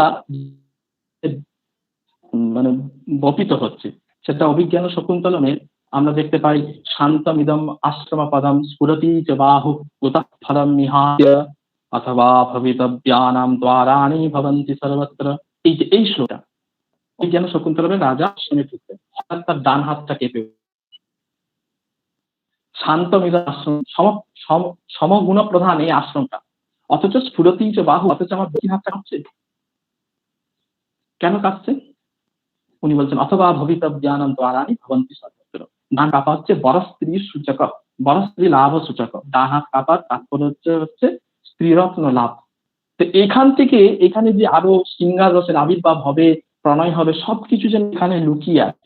আরো অনেক আলংকারিক ব্যাখ্যার মাধ্যমে এটা প্রতিপাদন করা হয়। এই যে মুখসুদ্ধি, সেটা আমরা এনে দেখতে পাচ্ছি। তো এই সংক্ষেপে আলংকারিকের দিকটা বললাম। আর খুবই সংক্ষেপে বলবো দার্শনিক যে দৃষ্টিভঙ্গি, সেটা হচ্ছে যে আমাদের ভারতীয় যে কোনো শাস্ত্রই হোক, তাতে কাব্যশাস্ত্রই হোক, দর্শন শাস্ত্রই হোক, যে কোনো শাস্ত্রই হোক, পরম এবং চরম লক্ষ্য হচ্ছে মুক্তি বা মোক্ষ। সেটাও অভিজ্ঞান শকুন্তলম কিন্তু তার থেকে ব্যতিরিক্ত কিছু না, একই পন্থা অনুসরণ করেছে। যদি আমরা মনে করি না শারীরিক থেকে মানসত্বের উত্তরণটা এখানে দেখানো হয়েছে, শুধু এটাই উদ্দেশ্য, তা কিন্তু না। এটা একটা উদ্দেশ্য, কিন্তু চরম উদ্দেশ্য কিন্তু আলাদা, সেটা হচ্ছে মোক্ষ। সেটা আমরা কোথায় দেখতে পাই? একবারে যদি আমরা লাস্ট শ্লোকে যাই, যেটা একদম টেক্সটের একেবারে শেষ, যাকে বলে ভরত বাক্য, সেখানে পরিষ্কার রাজা প্রার্থনা করছেন, বলছেন প্রবর্ততাম প্রকৃতি সীতায় পার্থিব সরস্বতী সুত মহতাম মহীয়তাম মমাপি ক্ষপয়তু নীললোহিত পুনর্ভবম পরিগত শক্তির আত্মকু। পুনর্ভবম ক্ষপয়তু, আমার এই জন্ম থেকে জন্মান্তরে যে উত্তরণ, সেটা আমার নষ্ট করে দিই। এটা প্রার্থনা করছে ভগবান শিবের কাছে। তো এটা মুক্তি। যতক্ষণ মুক্তি না হবে ততক্ষণ এই জন্ম পুনরপি জননম পুনরপি মরণম পুনরপি জননী জপতে শয়নম, এই আত্ম চলতে থাকবে। তাই আমাদেরকে আত্মা বারে দ্রষ্টব্য শ্রোতব্য মন্তব্য নিধিধ্যাসিতব্য, এই যে আমাদের শাশ্বত চিন্ত উদ্দেশ্য বা মানুষের, তার থেকে কিন্তু ব্যতিক্রমী শাস্ত্র নয়। কারণ মহম্মদ আলংকারী তার গ্রন্থে পরিষ্কার হয়ে গেছেন যে কাব্যের যে উদ্দেশ্য প্রয়োজন, তার মধ্যে অনন্য হচ্ছে শিবে তদাক্ষতায় কাব্যম যশসে অর্থকৃতে ব্যবহারে শিবে তদাক্ষতায় সত্য পরনিবৃতায়। শিব মানে মঙ্গল, শিবোত্তর মানে শিব ভিন্ন, মানে মঙ্গল তার ক্ষতি, তার না। আমাদের অমঙ্গল হচ্ছে অজ্ঞান, মায়া, বন্ধন, মোহ ইত্যাদি। না আসলে আমরা এই চক্র থেকে উত্তরণ হবে আমাদের। এটাই হচ্ছে আমাদের ভারতীয় দর্শন শাস্ত্রের পরম পুরুষার্থ বলা হয়। দার্শনিকগণ বলেন এই পরম পুরুষার্থের কথা আমরা এই অভিজ্ঞান শকুন্তলমেও দেখতে পাই। যদি বলা হয় যে না, এটা কি করে আমরা স্বীকার করব? কারণ সমস্ত শাস্ত্রের মূল প্রতিপাদ্য নির্ণয় করার নিয়ম হচ্ছে উপসংহার উপক্রমা উপসংহারাম বস্তু নির্ণয়। উপসংহার এবং উপক্রম দেখে বস্তু নির্ণয় করতে হবে। উপসংহার উপক্রমে কি দেখেছি? ভূমিকাতে সৃষ্টি তত্ত্বের আলোচনা, তারপরে শেষে কি হচ্ছে, সেই যে সৃষ্টি যার থেকে তার তা হচ্ছে কি, যে তুমি আমাদেরকে জন্ম জন্মান্তর থেকে মুক্তি দাও। তাই এই শাস্ত্রেরও লক্ষ্য কিন্তু পরম লক্ষ্য হচ্ছে মুক্তি বা মোক্ষ। কারণ শারীর প্রেম থেকে মানব প্রেম ভালো হলেও, যেমন লোহার শৃঙ্খল বা শেকল থেকে সোনার শৃঙ্খল ভালো হলেও সেটা শিকলই হয়, ঠিক তেমনই শারীর প্রেম থেকে কিছুটা হলো মানুষ প্রেম হলো, কিন্তু সেটা বন্ধনই এক প্রকার। তাই সমস্ত বন্ধন থেকে মুক্তিই হচ্ছে ভারতীয় সমস্ত শাস্ত্রের লক্ষ্য। তাই অভিজ্ঞান শকুন্তলমও সেই দার্শনিক তত্ত্বকেই কিন্তু একেবারে ফুটে ফেলেছেন। এইভাবেই আমি আমার বক্তব্য আলঙ্কারিক দৃষ্টিতে এবং দার্শনিক দৃষ্টিতে অভিজ্ঞান শকুন্তলমের খুবই অতি সংক্ষেপে আলোচনা করলাম। পুনরায় আমি এই কলেজের অধ্যক্ষা এবং প্রেসিডেন্ট, তাকে সশ্রদ্ধ প্রণাম নিবেদন করি।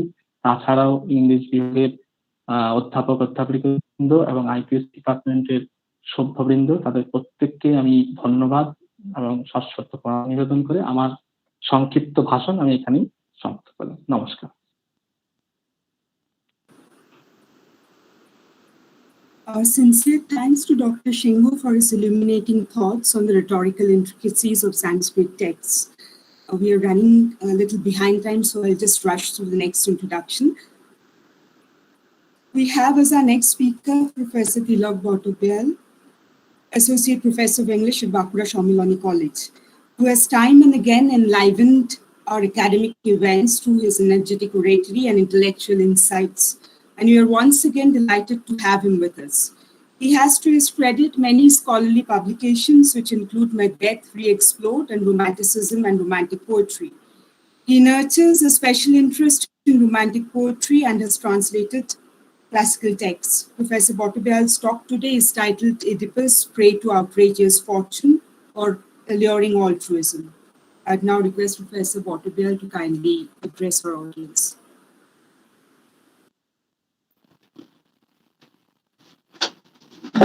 আমাকে দেখতে পাবেন নাকি?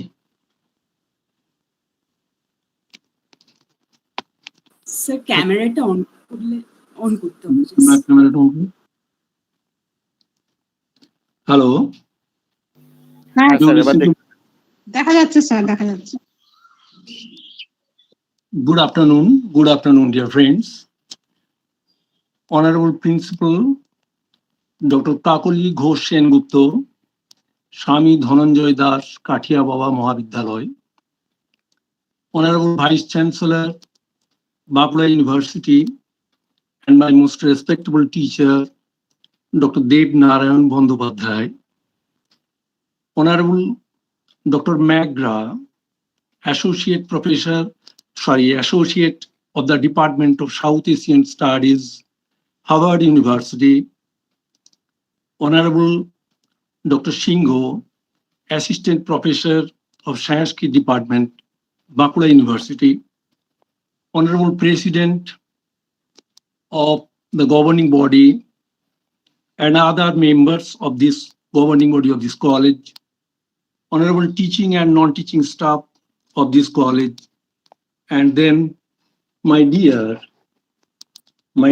students who are always in my heart. Words fail to convey my gratitude to the college authority for suggesting me to give this short speech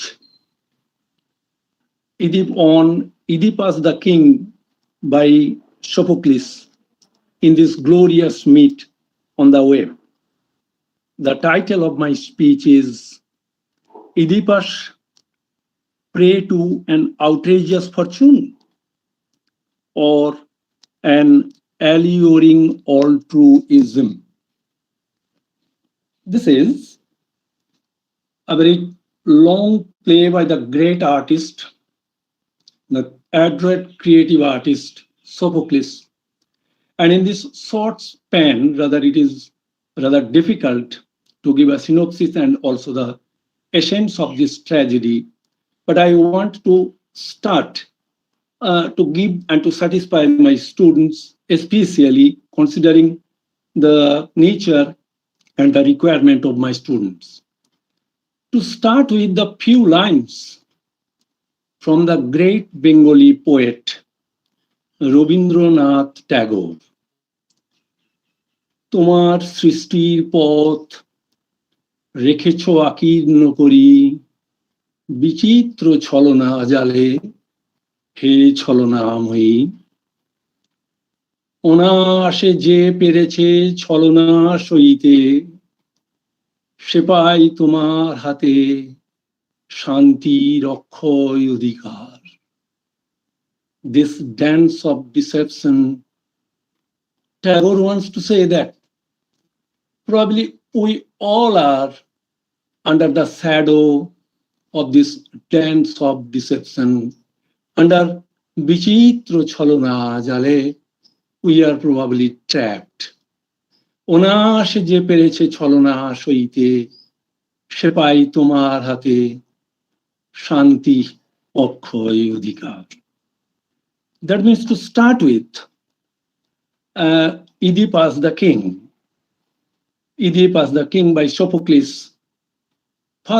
First of all, we have to admit that the Greek people in 5th century were generally fatalist. That is why I want to refer to these few lines. And they earnestly believed that man's fate completely depends on the supreme will of God. That means, the meaning is this. That means we are nothing. So what do I teach to my students? That you have nothing to do, but your fate is, but you are completely under the direction of your fate. Not that. I don't like to interpret this tragedy from that point of view. Because Sophocles had another intention. Sophocles, the most admired of these three Attic tragedians, artistically exploited that contemporary faith in religion, superstition, prophecy, oracle, and became very successful in dealing with that contemporary theme because he wanted to be popular. And the people believed in this superstitious belief in prophecy, but 5th century BC was also endowed with the rational enlightenment propagated by the study of mathematics and especially the study of medicine, the highest two branches of science, the scientific development. That means, on the one hand, the people believed in prophecy, the people believed in religious superstition, the people believed in oracle, and they wanted to perform according to the oracle given by God. But on the other hand, this oracle, this prophecy was under the scanner of intellectual prowess. That means the people had been guided by some sort of moral insight. And we all have to know this, that we all are not the dangling puppets in the hands of fate. So if we are the dangling puppets in the hands of fate, or if we believe completely in destiny, what is the usefulness of personality? What is the usefulness of our intellectual vigor? What is the usefulness of our action? Why do we act? That is, the 5th century Greece also propagated. That is, a man is a man imbued with intellectual prowess, adventurous zeal, courage, and also vigorous potential. And obviously, he is imbued with moral insights that inspire him to perform works, not according to the direction of prophecy, not according to the direction of oracle or under the direction of God, but please you do under the direction of your moral self, which is within you, because God resides in you. Earlier, that is our Honorable President Gorada already referred that Gita is the sum up of the Mahabharata's advice.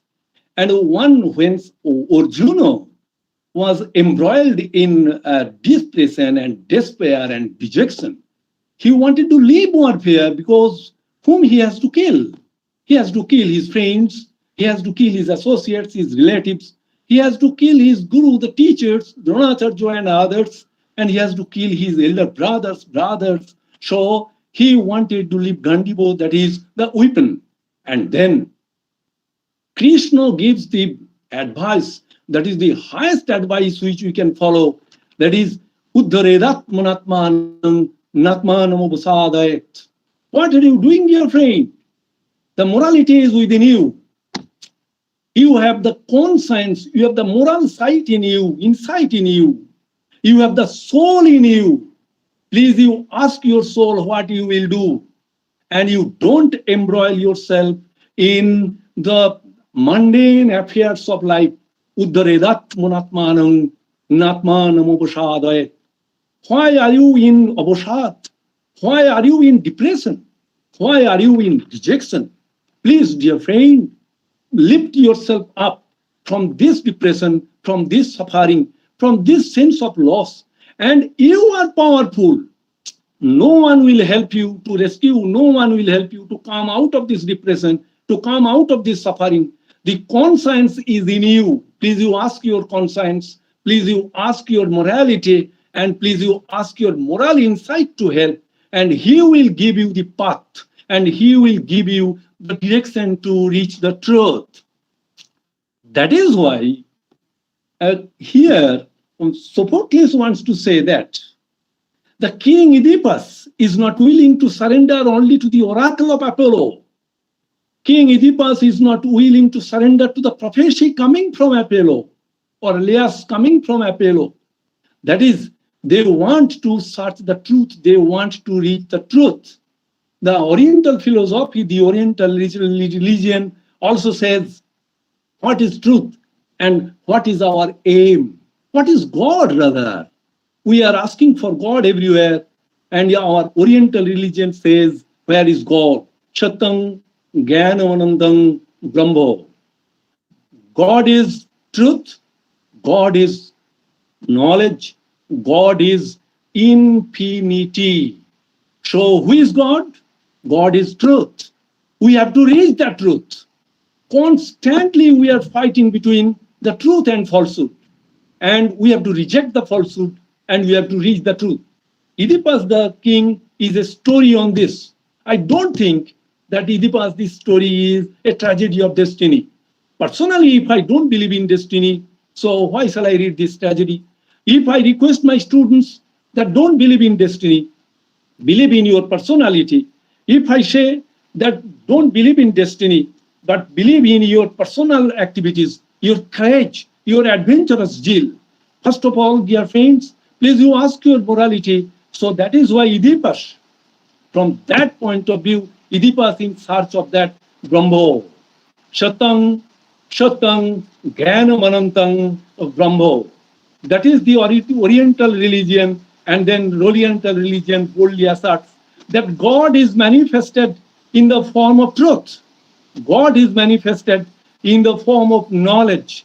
God is manifested in the form of infinity.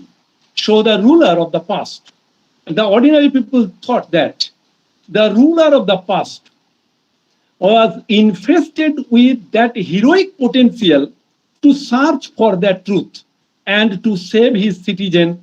And then, mind you, that I think that that means Sophocles was an erudite scholar, and he did not want to make the human being only a helpless, impotent individual.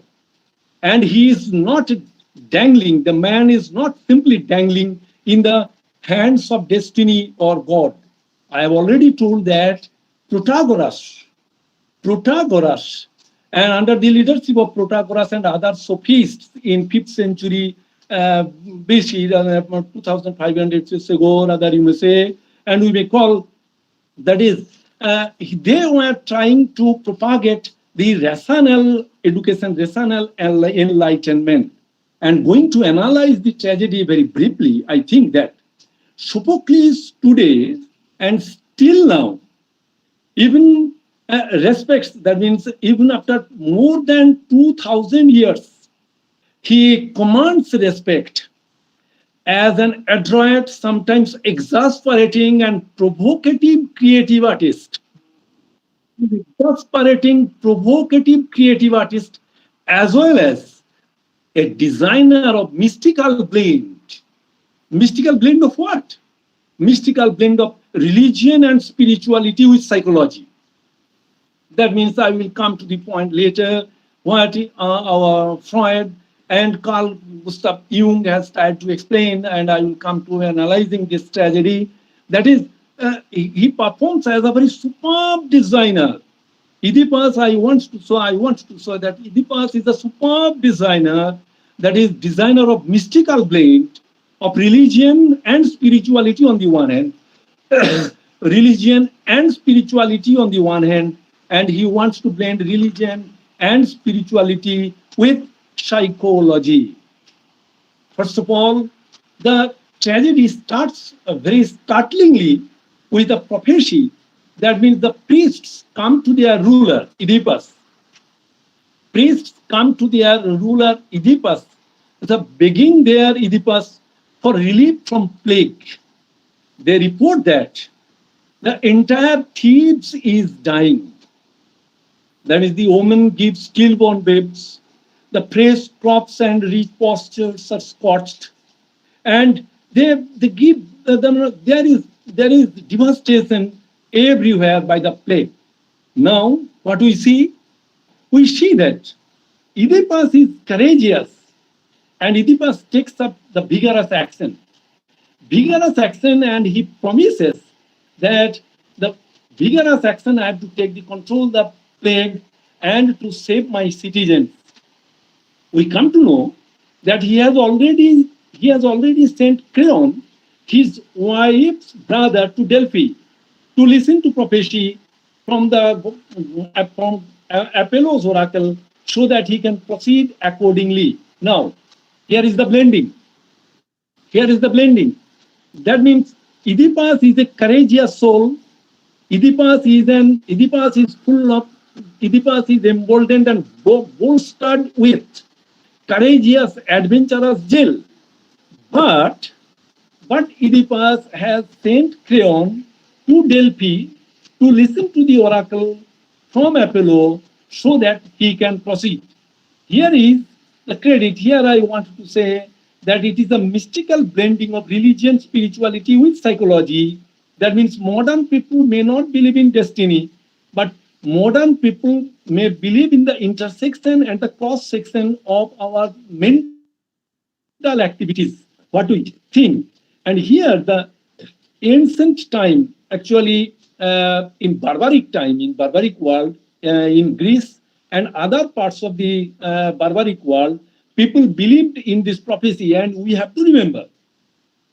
And we have to remember that those prophecies caused civil wars,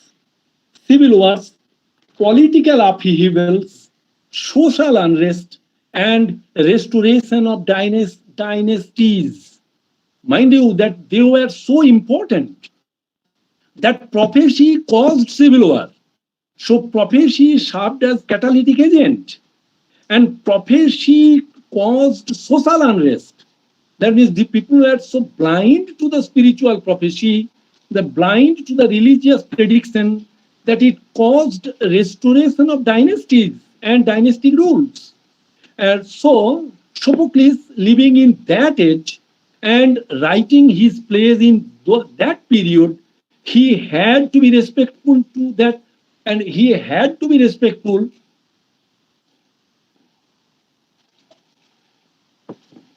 to that wish of people. So he has used prophecy as the scaffolding. He has used prophecy as the scaffolding to anatomize human mind. That is Satyam Jnanam Anantam Brahmo. Satyam Jnanam Anantam Brahmo. That means God is truth. God is knowledge. And God is infinity. So they believed in mysterious, supernatural, irrational events, but most surprisingly, the text is Robert Pengel's text, which is prescribed in Bankura University. The text is with me, and here,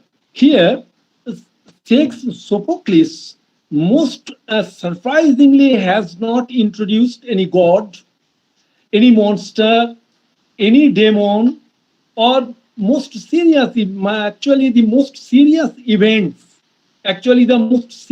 events center around the altruistic mission of the ruler Oedipus. That means... Hello, sir. Yes. Sir, hello. Sir, sorry Hello. to interrupt, but I think you have 5 minutes more to Yes. wind up your lecture. Thank you very much for you have reminded me. That is, mind you, that he is guided by altruistic mission, and he has been guided by his benevolence. And he says that, I will start again, because your king Laius was killed by travelers, and you did not search for the murderers. So I will get out of this untruth. I will get out of this falsehood. And then I will all bring it to light. The line is, I will start again. I will bring it all to light myself.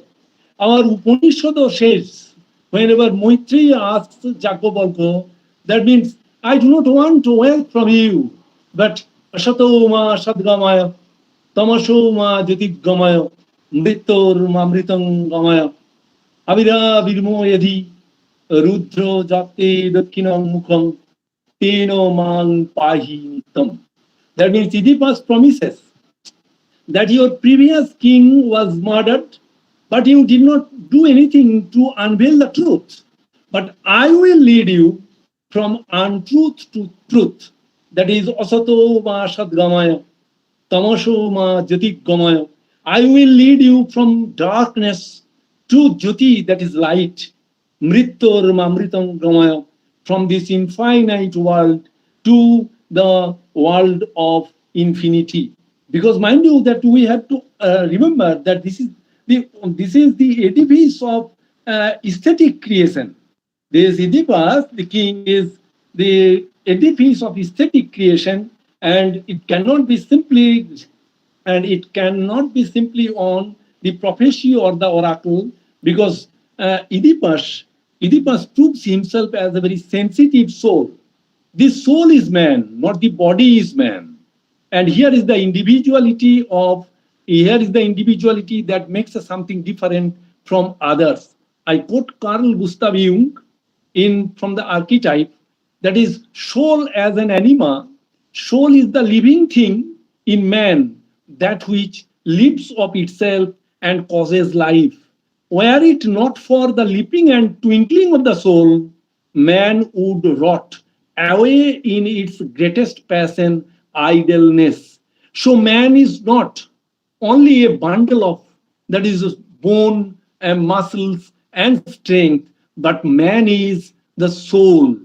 Whenever the soul is living, man is living. Otherwise, it is just a matter. With the conversation, thank you, I am coming to this conclusion. That is, from this conversation of Tiresias and Jocasta, I take cue from Dr. Devnarayan Bandyopadhyay, that means Homer was blind. Creation depends not on the ocular eyesight, but creation comes from the mind's vision. That is, here Tiresias also blind, but Tiresias sees the truth. And the truth, Tiresias says that the truth I bear is very troublesome. Because our Oriental religion also says and boldly asserts, Uttisthata jagrato prappovaran nibodhata khurashodhara nishtita durottaya durgang patastat kavayo vatanti. So mind you, dear friend, if we want to search truth by the moral insight, by the soul living in me, so we have to walk through the rough terrain of this road to reach the truth. And we have to face the conflict between truth and falsehood. And in that constant conflict between truth and falsehood, that is, we have to walk through the rough terrain, and Durgang Patastat Kavayo Vadanti.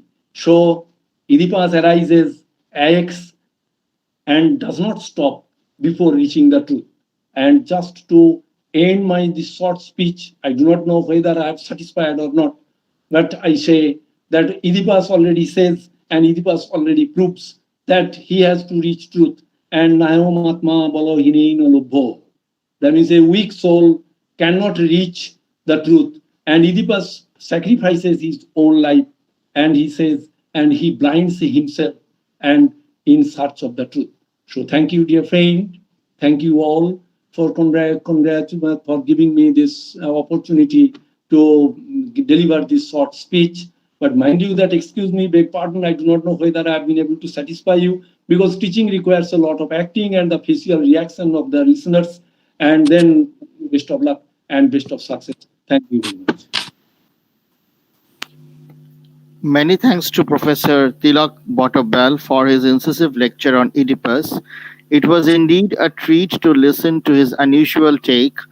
Who would have apprehended that he would bring in Upanishadic thought in order to challenge the conventional approach to Oedipus's psychology?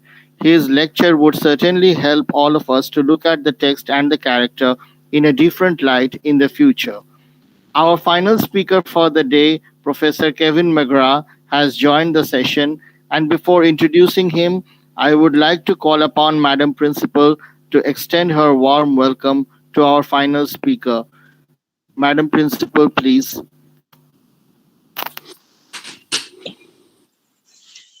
A very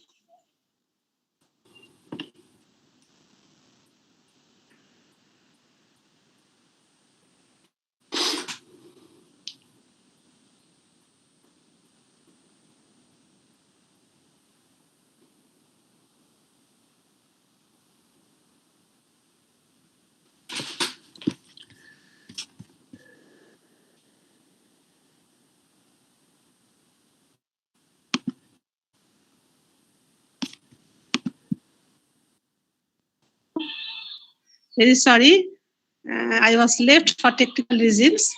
A very good afternoon to Professor Kevin McGraw, who has just joined, and he will be the final speaker of today's webinar.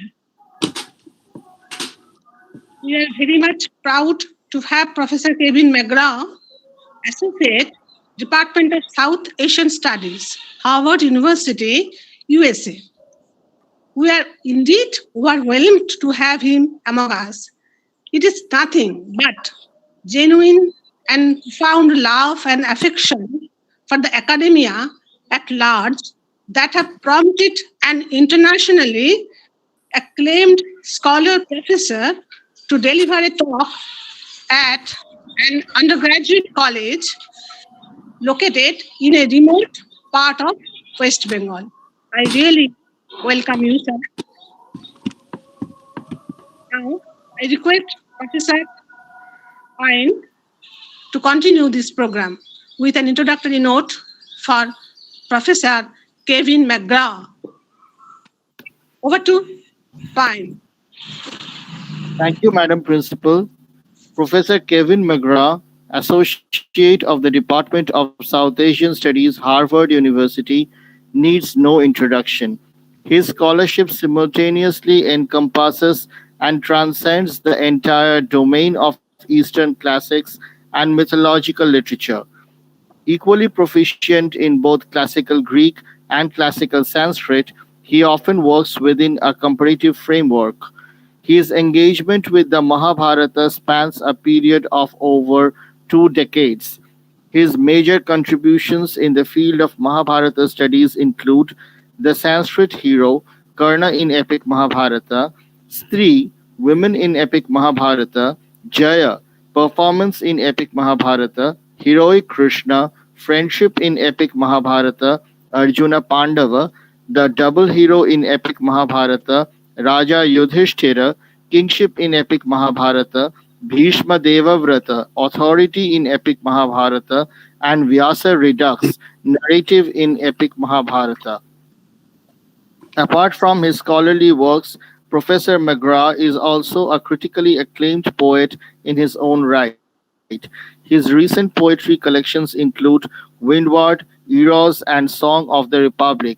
He is also the author of the travelogue In the Kutch. We are truly grateful to Professor McGraw for this intellectual treat.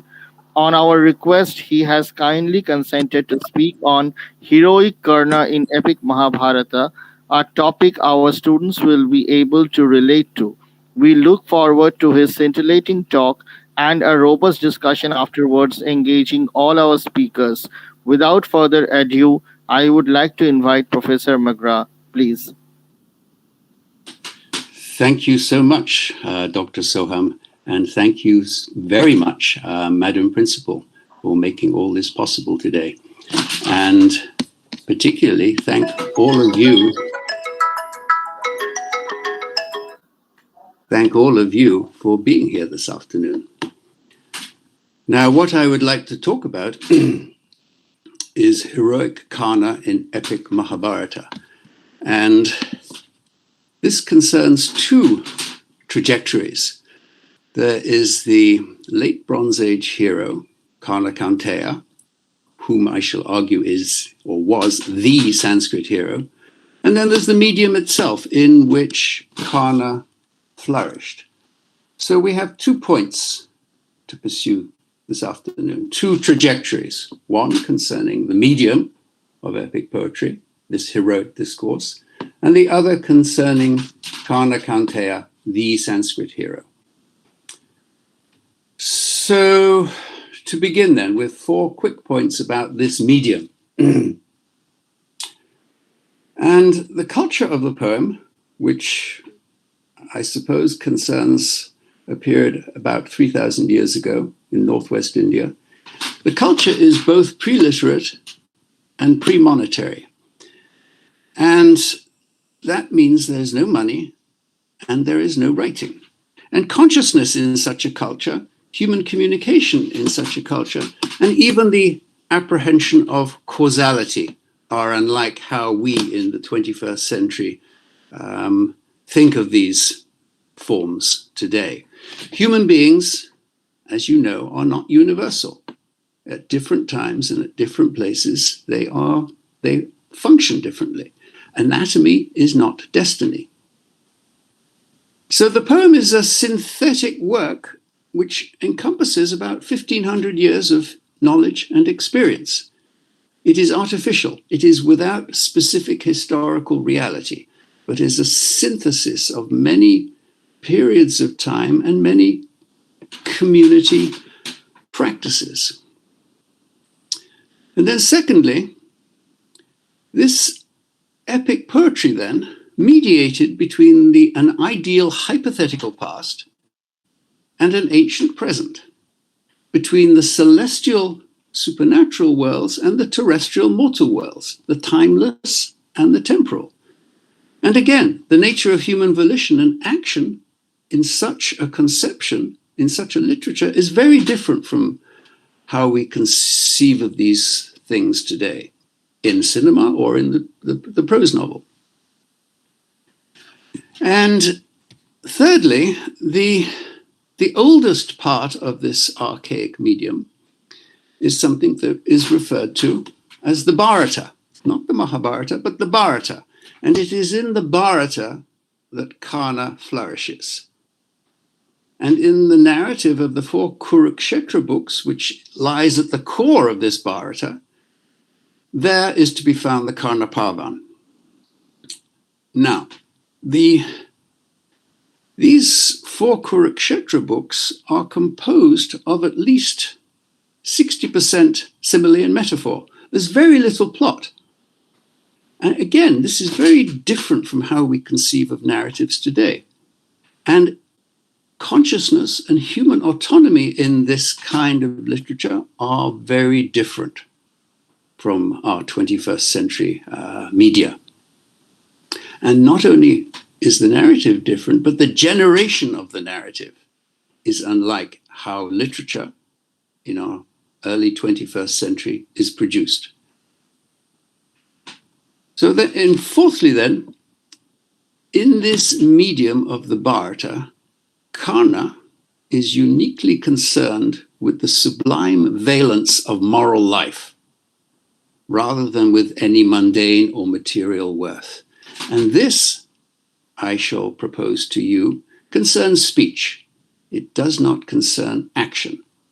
And by speech, I mean the poetic medium of epic song.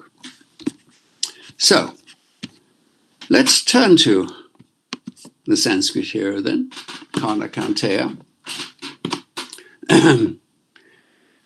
Sharai Rachita Sarvanga Shonitauga Paripluta Vibhati Deha Karnasya Shvarashmibir Rivanshuman.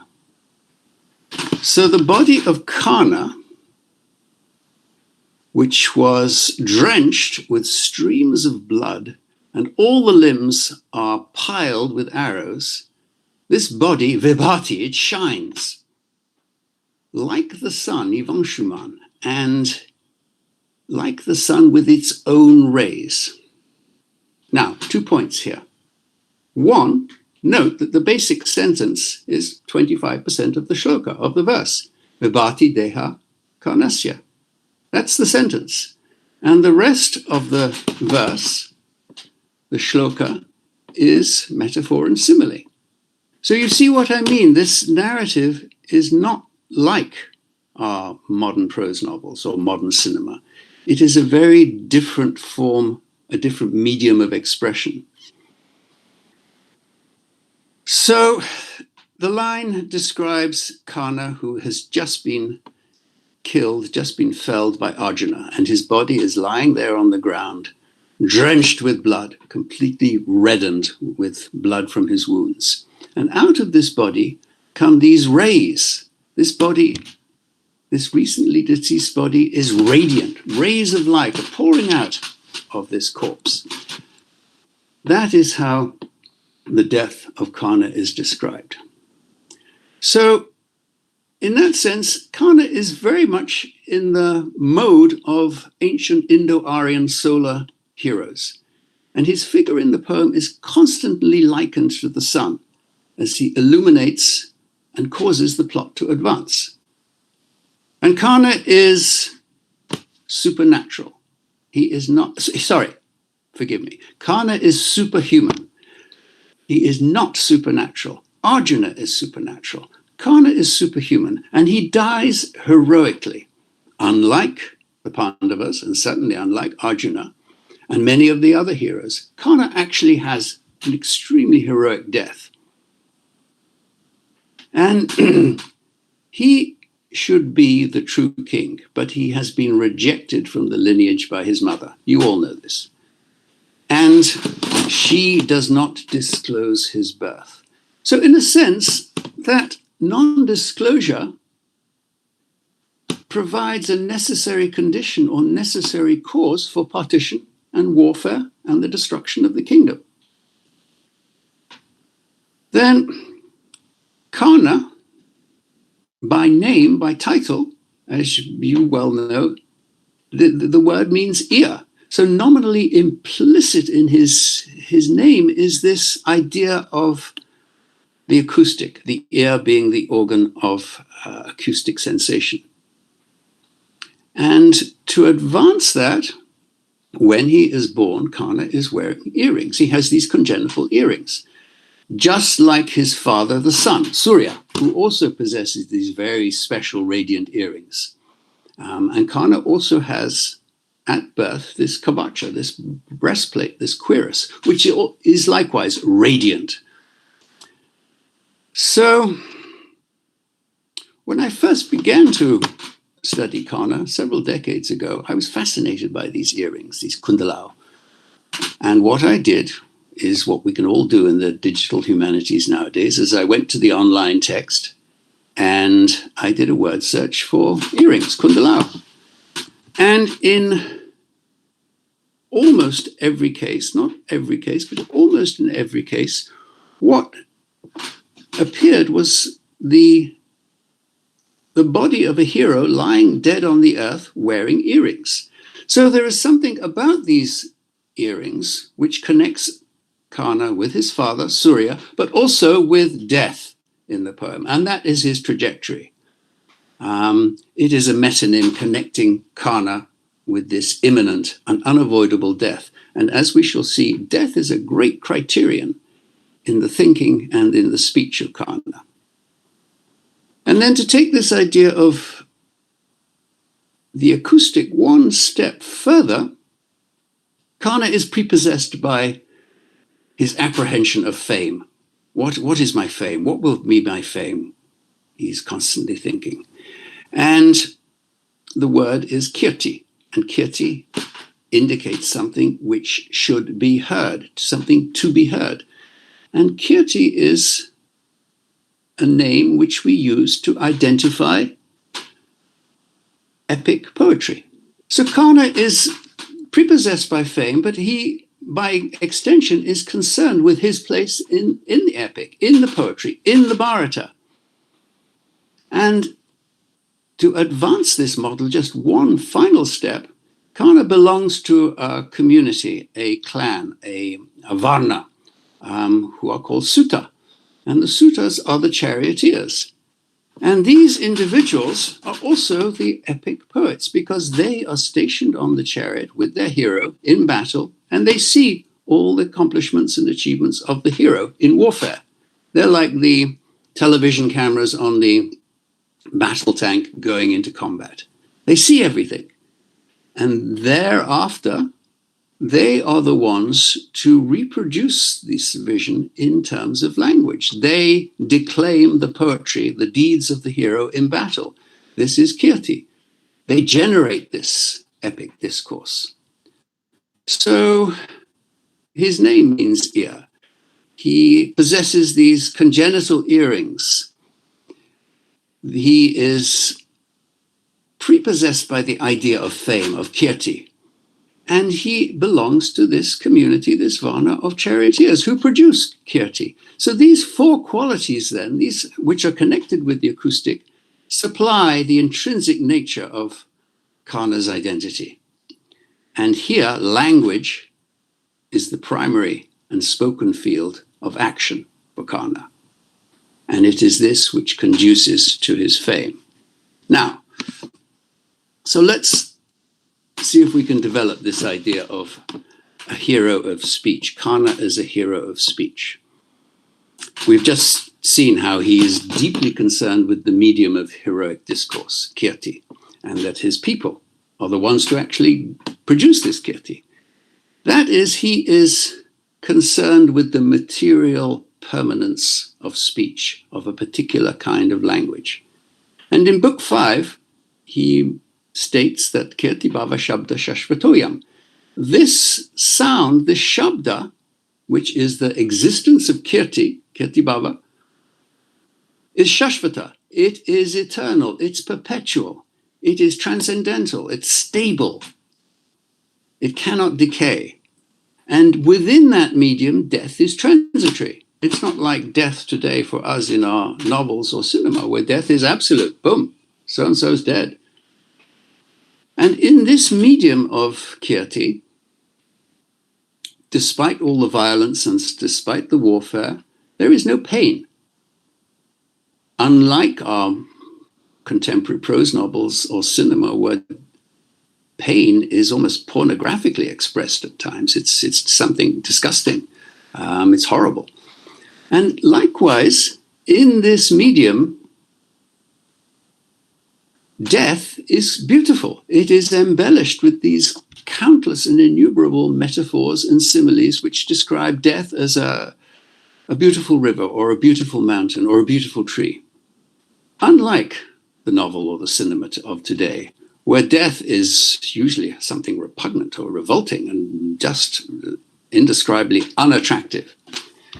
Now, that is the material permanence then of this medium which concerns Kana, the medium of Kirti. But there is also a corollary here, in that his personal word possesses durability. For Kana, his personal statements are durable. They are irrevocable. When Kana makes a statement, it cannot be superseded. It cannot be negated. It cannot be in any way modified. It's permanent. So to illustrate this, in Book 5, when Kana and Krishna are standing on a chariot, and Krishna offers Kana paramount kingship. You can be king. You can be Adhiraja of Bharatavarsha. You can rule. And Kana says, no, I can't. Because I have delivered a verbal expression of fidelity to Duryodhana, and that cannot be modified or in any way transferred. His personal narrative is composed of such durable statements, which is unlike how you and I speak. We say something today, and then maybe tomorrow or next week, next year, conditions have changed, we modify our statements. The language, the speech of Kana is different. And similarly, in Book 3, when Indra, disguised as a Brahmana, and remember Indra is the father of Arjuna, when Indra comes to Kana and says, Kana, I would like your earrings, and I would also like your kavacha, your breastplate. Give them to me. And Kana takes a knife and cuts off his ears and cuts off the kavacha and delivers them to Indra. And this is because earlier in the poem, Kana has stated that if anyone approaches him with a request, he will always honor that request. And in this case, the kavacha and the earrings, these congenital items, would have made Karna invincible, impregnable. He could not be destroyed by, of course, Arjuna, which is why Indra comes here and trying to remove this protection. And it is more important for Karna to sustain the validity of his speech than to weaken himself and make himself deficient, and so more likely to incur death in his final duel with Arjuna. And this is also the case in Book 7, where the Rakshasa son of Bhima, is destroying the Dhartarashtras. And the army comes to Karna and says, Karna, save us from this monster. And Karna removes from a very special quiver a missile which was invincible. Once discharged, this missile would always destroy its target. And he uses this to destroy Ghatotkacha and to save the Dhartarashtra army. But this missile was for the destruction of Arjuna. So once again, the importance of language is superior to any personal protection or security, which Karna would even consider. Death is irrelevant. What is relevant, what is pertinent, is this durability and permanence of language, of speech, in terms of kirti and in terms of his personal speech. Now, let's return to the medium again and discuss this medium of heroic discourse, the logistics of this medium of Bronze Age poetry in the late first millennium BCE. And we mentioned earlier on how in the Kurukshetra books, 60%, if not 70% of the poetry is composed of metaphors and similes. We just saw that in that line from Book 8. And this is one of the mnemonic techniques that the poets, these pre-literate poets, engage. So if you were fortunate enough to attend a performance by Bismillah Khan or Ravi Shankar, you will know that these artists do not recite. This is not like a piano recital. They perform, they extemporize, and they draw upon a repertoire of chords and note progressions. And they compose during performance, that is. They extemporize. They make their performance up as they proceed. So the performance can last for 1 hour or it can last for 3 hours. This is how Bismillah Khan and Ravi Shankar deliver their music. And the same model occurs with these ancient poets. They have this repertoire of metaphors and similes which they draw upon. And as they sing the song, they engage these metaphors. So you have a song which is made up of 60 to 70% of verbal tropes with very little plot. And then secondly, another of these techniques is that these poets engage the narrative in the form of duality. And this is a device for composition. In the same way that in music you have a fugue, or you use counterpoint, A, A, B, B, C, C, A, B, A, C, C, A, C, B, B, C, B, A. This is how the poem once came to the minds of the poets. This is how they think, in this fugal model of counterpoint. And to illustrate this, every warrior in the poem, or every significant warrior, every hero, has a bhaga, his elected opponent. And the opponent, this bhaga, is the only one that the hero is only to be killed by that hero. And of course, the bhaga of Arjuna is Arjuna. And the first word that Karna speaks in the poem is Partha, an epithet of Arjuna. And the last word that Karna speaks in the poem is Partha.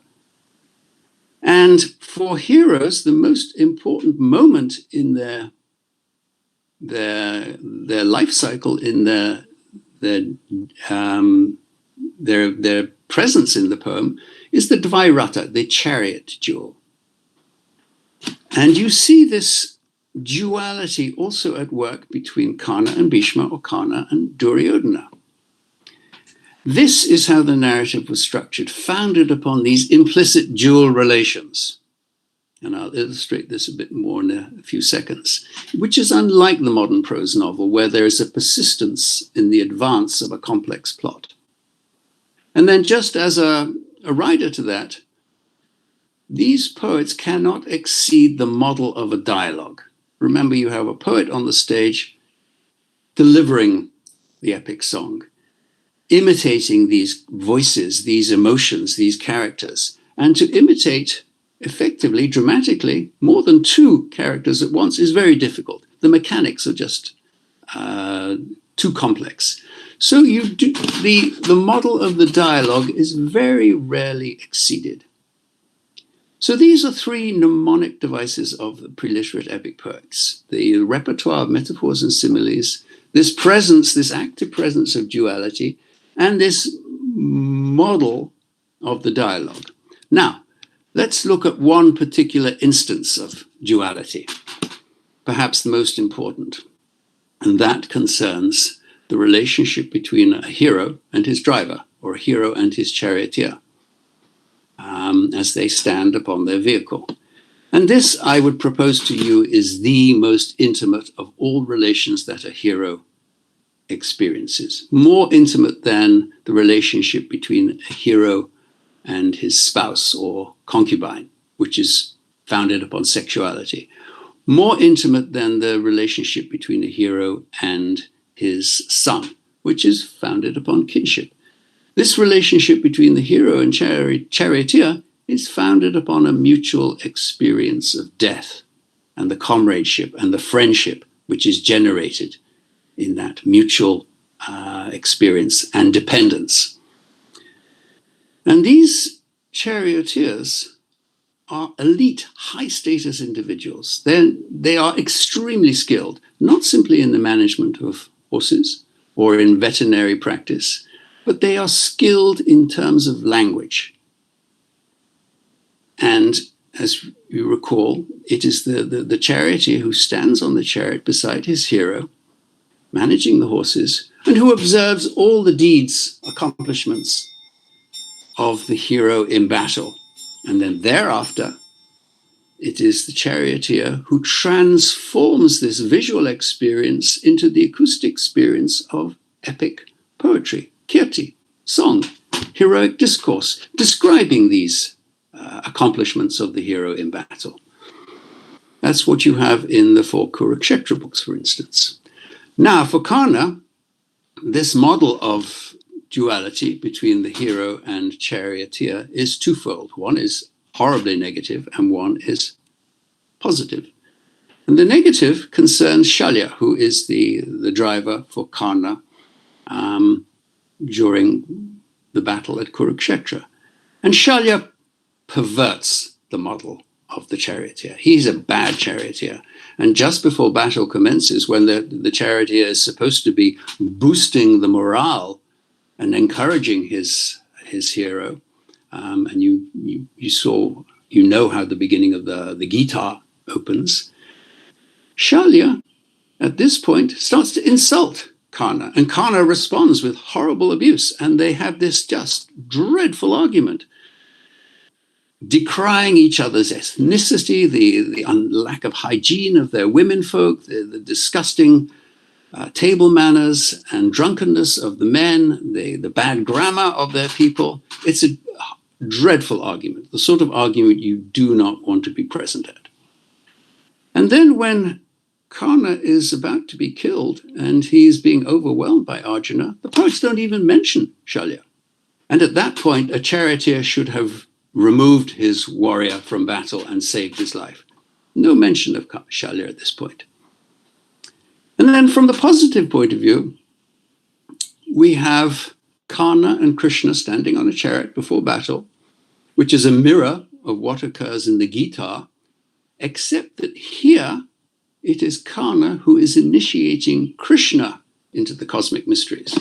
And what Karna does is he visualizes through language in speech how battle is like an orthoprax Vedic fire ritual. The heroes here are like priests, and the paraphernalia of warfare are like the instruments which are offered into the sacred fire of violent death. They are these elements of a vast cosmic ceremony, according to Karna's vision, where combat is actually an exercise of yoga. And death here is epiphanic, it's transcendental, and it's transitory. And at the end of the speech, Karna actually says, Yada drakshasi mam nihatam sabya sachina. When you shall see me cut down, slain, felled by Arjuna, he says, that will indicate the end of the ritual, the end of the battle, and the preparations for the commencement for the subsequent ritual. That is, Karna is acting here on a phenomenal and spiritual plane, superior to any mundane human causality. And he's doing this via speech, through language. So we have to ask ourselves then, well, what are the poets, what are these late Bronze Age poets accomplishing in terms of the moral and spiritual apprehensions of this pre-literate audience? It's a very important question. So let's return to the medium again and talk about book 11, the Sripavan. And in this book, the women of the deceased warriors wander the battlefield, identifying the corpses of their kinsmen and performing beautiful laments for these fallen heroes. And the Sripavan, book 11, closes with Kunti, who has identified the decapitated body of her eldest son. And Kunti performs this very lovely lament for Karna. And that brings to a close the Sripavan, except for a few lines by Yudhishthira, where he is troubled because Kunti has at this point disclosed that Karna was the eldest son and should have been king. He says, Bhavatya mantrasya pidhanena vayam hata. We are slain by the concealment of your plan, madam. That is this concealment, this lack of speech, or this kind of non-delivery of information supplies the necessary condition for the partition and destruction of the kingdom.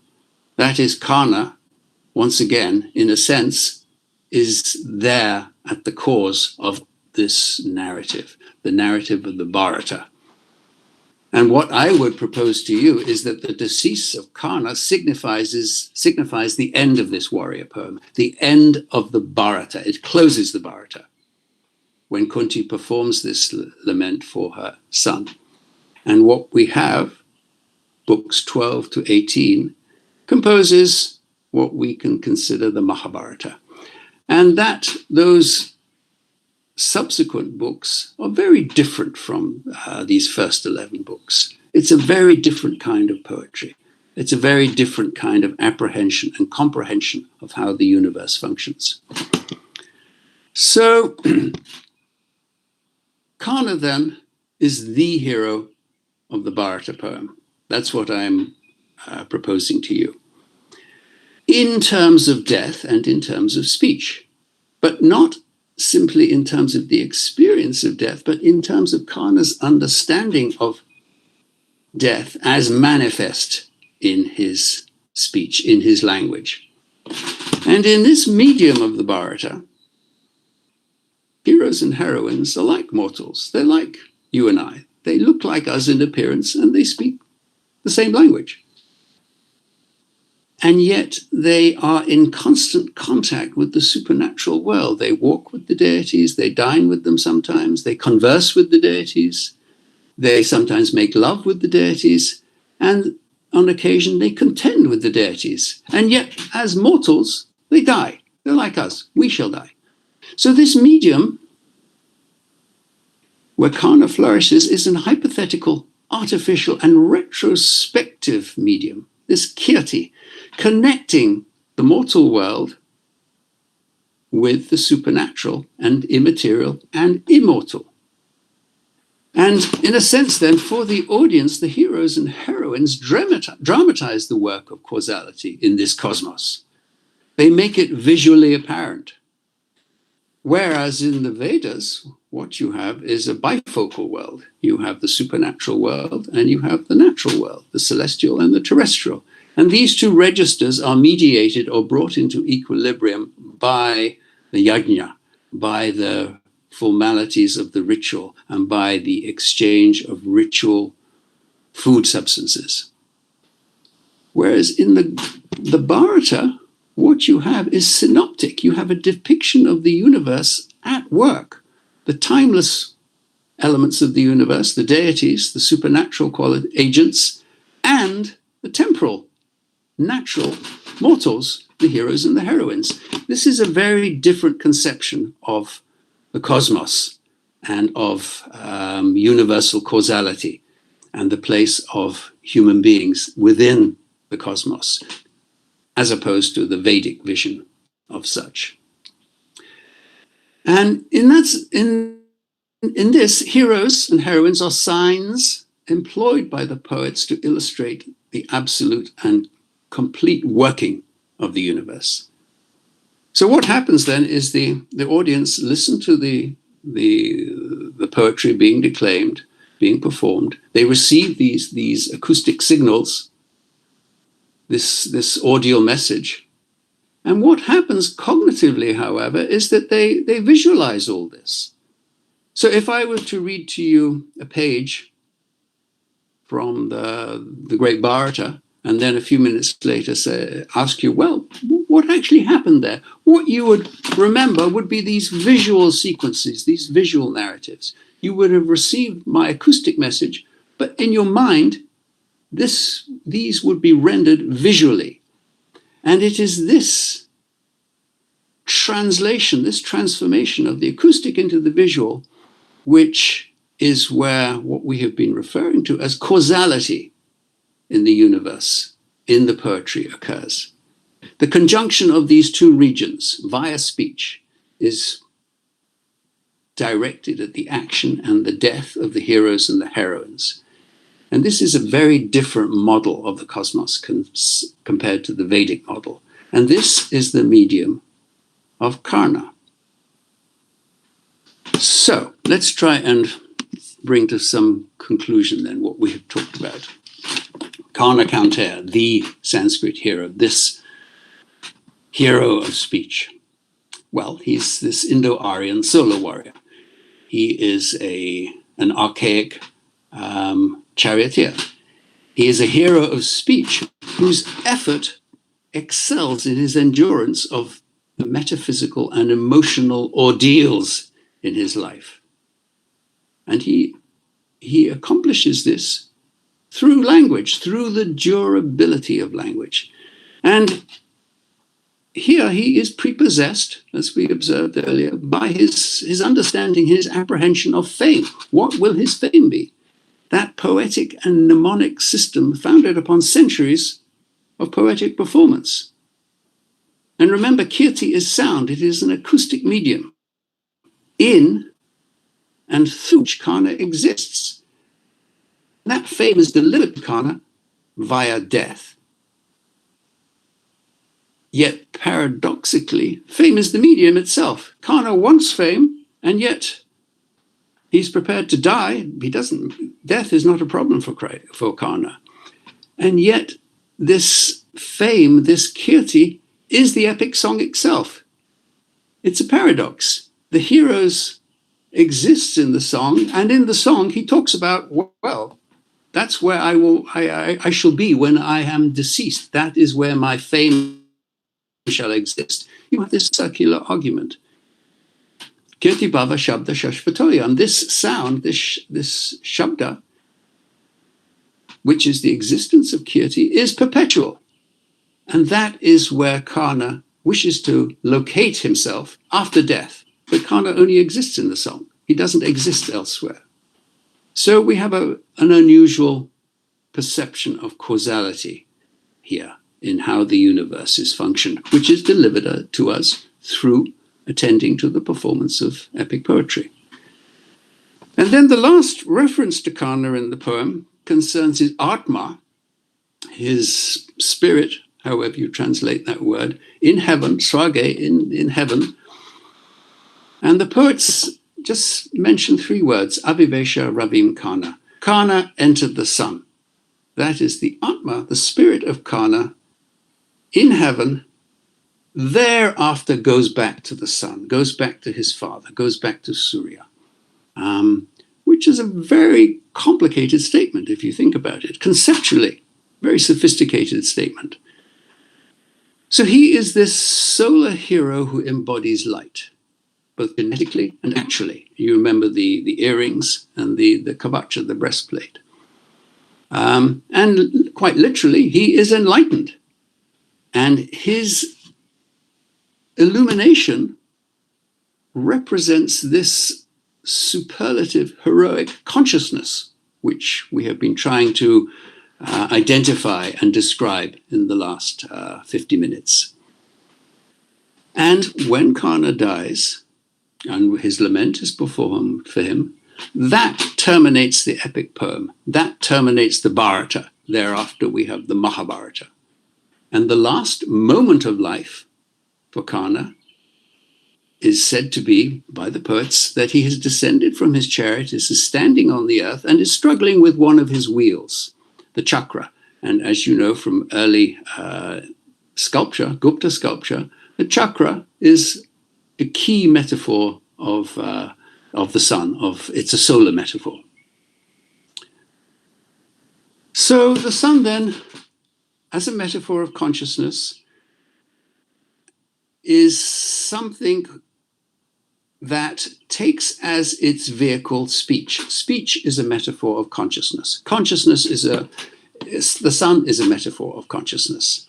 And the validity of Kana's expression is what makes this language durable. This numinous and transcendental vision of Kana makes him heroic. That is my point today. And if speech is not durable and firm, there cannot be any profound, substantial identity, only an infinite responsiveness, which is how you and I live. We say things, and then next week, next year, conditions are different, the situation is different, we adjust our speech. This is not the case with Kana. Truth is not simply an absence of deceitful speech for Kana, it is the permanence, the duration, the durability of his language. And no other hero adheres to this transparency of speech, of language, like Kana.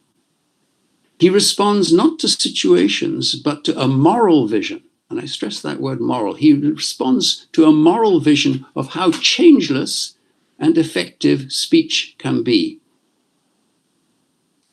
And it is this ability to make language so durable, and here we are 3,000 years later, reading this language, listening to it. It is this ability to make language so durable that qualifies Kana as truly heroic. He is the hero of speech, the Sanskrit hero. And in the last line of the beautiful lament that Kunti delivers over her deceased son's body as it lies there on the ground, covered in blood, headless, she says, Kundali Kavachi Shuro, Divakara Samaprabha. Kundali Kavachi Shuro, Divakara Samaprabha. He is someone who possesses the splendor which is like the sun. He's a hero, a Shura. And he possesses this wonderful shining kavacha, this breastplate, and these beautiful radiant earrings. Those are the closing lines where Kunti praises her deceased firstborn son, Kana Kaunteya. So, thank you very much, ladies and gentlemen.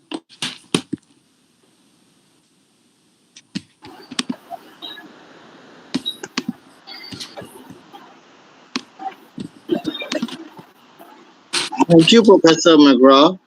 We couldn't have asked for a better concluding session, bringing together the strands of both Eastern and Occidental classics and unpacking the conceptual nuances of heroic literature. I would especially like to thank you for your kind effort to give the audience a portrait of Karna that is wholesome and takes into account the subtexts and symbolism associated with this fascinating epic hero. A strong limitation of the undergraduate paper on classical Indian literature is that we have to deal with only an extract from the entire epic, and your lecture has helped both the teachers and the students to grasp the entire symbolic context of Karna in the epic Mahabharata. We now invite the house for a virtual discussion session spanning all the lectures. Uh, I myself have some questions written down, and there are some faculty members too who are willing to ask questions face to face. So I think we already have one of our members who is willing to ask a question, and he is already on Google Meet. So, Mr. Satyajit Ray, please go ahead and ask your question to Professor McGrath, and we shall wait for the other questions. Yes, sir. Sir, I have one question. That Karna grows up. We all heard that Karna grows up to be an accomplished warrior, extraordinary abilities, a gifted speaker, and becomes a loyal friend of Duryodhana. So, how strong is the relationship between Duryodhana and Karna? Just in one line, I want to hear from you, sir. How strong is the relationship between Karna and whom, sorry? Duryodhana. Duryodhana. Okay. Duryodhana is this very strange figure in the poem. He is almost shamanistic. He has these unusual abilities. And in his speeches, and in one in particular, he talks about what he's going to do in terms of mountains. He describes his shamanistic powers. And when he is dying, he's submerged beneath this lake and thinking and breathing. So Duryodhana is extremely unusual. And he also has an heroic death, unlike the Pandavas. The Pandavas do not have heroic deaths. Duryodhana does have this heroic death. And the friendship between the two is founded upon an exchange of words. Karna is loyal to Duryodhana because Duryodhana has made him into a king. In that first scene where Karna is challenging Arjuna, an embarrassment occurs and Duryodhana appears and makes Karna the king of Anga, people where you are, I think, today. So Duryodhana is somebody I don't quite understand. He goes down into the underworld and he sees the underworld and talks to somebody down there. No other hero does that. He is this shamanistic figure, whereas Karna is this deeply mortal human being. So there is a lack of equivalence there. There is this loyalty, however, and Karna is the one who has perceived that Duryodhana wants the kingdom. Duryodhana, as the firstborn son of Dhritarashtra, should be king in a sense. He is entitled to the kingdom. And you remember the Pandavas are not sired by Pandu. So they're from a different kind of lineage. They come from a matrilineal lineage.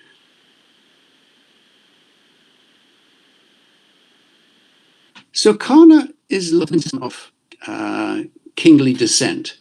And he's the first one to actually urge Duryodhana towards warfare, and towards physical violence against the Pandavas. So this relationship, which you have mentioned in your question, is an extremely complex relationship. And I would say that these are two different traditions in antiquity. Although we cannot substantiate this, Duryodhana comes from a very different heroic tradition compared to the original heroic tradition of Karna. Does that answer your question somewhat? Sir, sir, can you hear me? Yes, I can. Thank you. Myself, principal of this college. Principal of this college, would like to put a question before you. Though I am not a student of literature, still I have an interest to know from you, is there any impact of Karna's mother on Karna to become him a hero? Do you find any impact of Kunti on Karna? That's a wonderful question. And Karna, because Kunti does not disclose Karna's birth. Yes, you have repeatedly mentioned the importance of son, Surya, the father of Karna, for Karna to become a hero. But I want to hear from you about the impact of influence of Karna's mother. Well, Kunti is, in a sense, embarrassed by the fact that she has had a child out of wedlock, and she disposes of this baby. But she doesn't dispose of her other babies. So that's a question. What's Kunti's non-disclosure of Karna? In a sense, you could argue, although this is an opinion, it's an interpretation, it's not based on any evidence, that therefore she is establishing a certain ambition within Karna, which drives him to becoming this superlative hero. If he hadn't been rejected, perhaps he would not have been so passionately involved in the life of heroism. What is interesting for me, however, is that Kunti she has these 5 suitors, these 4 deities and Pandu. And she is like Damayanti, who also has 5 suitors. And there is something about a woman, these principal women in the narrative, who have these, and Draupadi also has 5 husbands. There is something about these women which connects with this quality of, what should we say, masculinity, the male. I don't like those words. But this is how the poets typify Damayanti, Kunti, and Draupadi. They are involved with these 5 male figures. So there's something about Kunti which is not quite human, that she can engage in sexual intercourse with the deity. And then it is through Kunti that the lineage descends. And remember, Kunti comes from the clan of Krishna.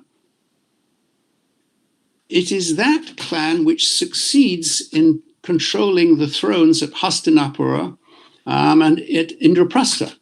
So Kunti is this extremely important figure in the poem, and it is through her that the lineage of the Varshneyas, of Krishna's clan, succeed in ruling Bharatavarsha.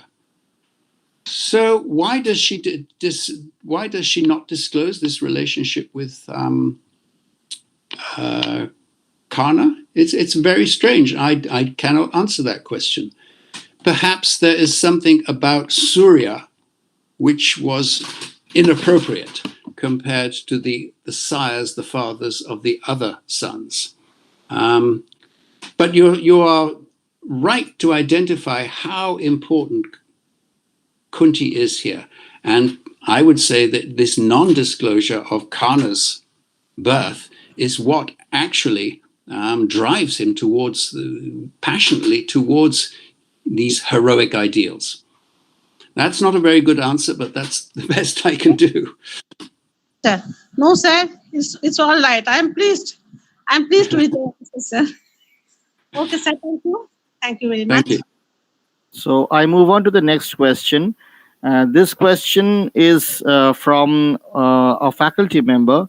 His name is Shautik Bhattacharya, and he teaches in my own department. And his question is, what was the need to portray the character of Karna helplessly in the Mahabharata? And can we, the people of modern times, learn anything from the character of Karna? Is there no need for a character like Karna at the present times? A character like Karna remains helpless for the rest of his life. So what relevance can we draw from his character? Well, to look at the etymology of that word, that adjective helpless, Karna doesn't require help. He is extremely powerful, and he is not supernaturally powerful like Arjuna. He is superhuman. He has human skills. But these skills are not so much in martial endeavor. These are not physical skills which he has. He's a great warrior, doubtlessly. But what, for me, makes Karna the Sanskrit hero is his ability, his clarity, his apprehension of how powerful language can be. And what he accomplishes, and that's what I tried to indicate today, concerns this use of speech. That is what makes Karna this superlative hero, this superlative warrior. Not simply his heroic death, not merely his martial skills, not merely his truculence, his warrior emotions, but this precision and clarity and understanding of language. And it is that which I think today we should all emulate.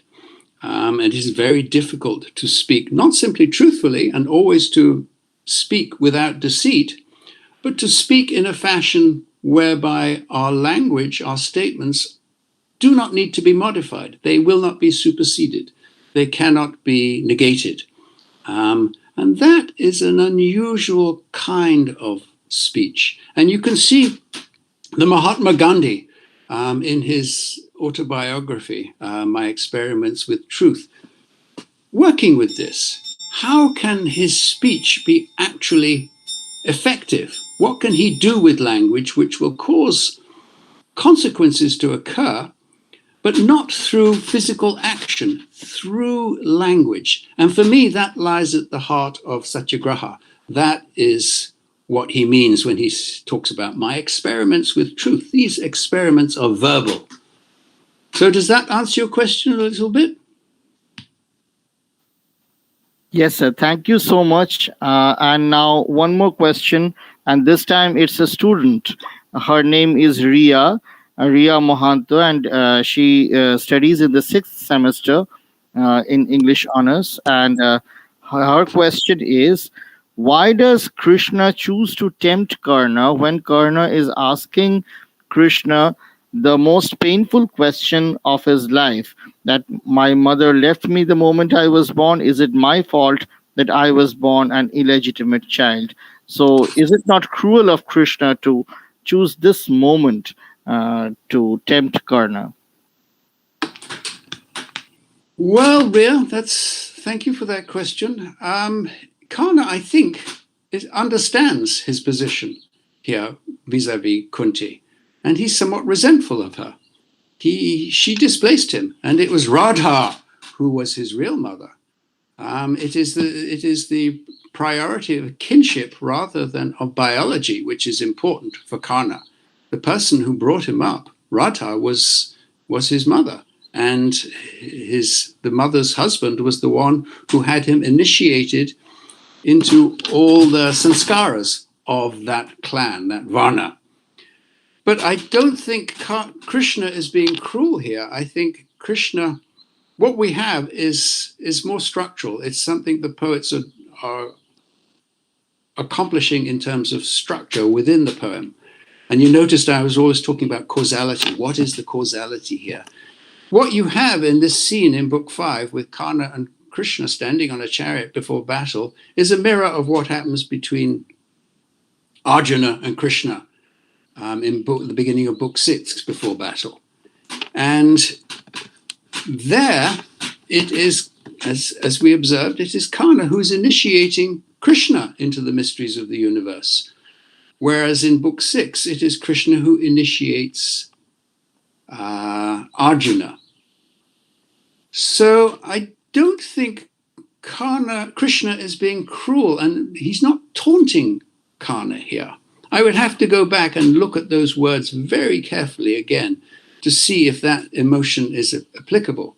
That there's a cruelty here where Krishna is saying, you're a Sutta, you're not really a high-standing Kshatriya. I think what the poets are doing is structural. They are emulating this model of what occurred with Karna, Krishna, and Arjuna. And this goes back to the mnemonic technique that I tried to very briefly describe, the question of duality. And you have these mirror scenes, these visual symmetries or narrative symmetries in the poetry all the time. So does that answer your question slightly, Ria? Thank you, sir. It does answer very much. And I'm once again grateful to you. And the final question of the day, I think, because I find no questions for the rest of the speakers, and we are also running out of time, and we cannot take more questions. So this final question is from a faculty member. Her name is Dolan Raha, and she teaches in my department, and she is the one who teaches the extract from the Mahabharata in my college. And this is her question. Is Karna's strong determination only due to his identity crisis or due to his strong bond with Duryodhana? Very interesting question, Dolan. I would say it's both, because his verbal statement of fidelity to Duryodhana is unbreakable. When Karna makes a statement like that, it is unimpeachable. It does not change. It is stable. It doesn't decay. Nothing will cause those kind of statements to be negated or modified. I would also suggest that it is Karna's passion for kirti, for fame, the fact that death is this terrific criterion in his life, the only criterion. Emotions and emotional attachments are not so significant compared with what occurs at that moment of death. And for Karna, that moment of death is when his kirti, when his fame becomes established, where he becomes part of the poetry, and the poets will sing about Karna forever. Kathiababa Shabda Shashvatoyam. This Kathiababa is Shashvata. It is perpetual. Once Karna acquires that, and that is through the medium of death, that is Shashvata. That is perpetual. That is what Karna. That is what drives his determination. That is what determines the narrative of Karna.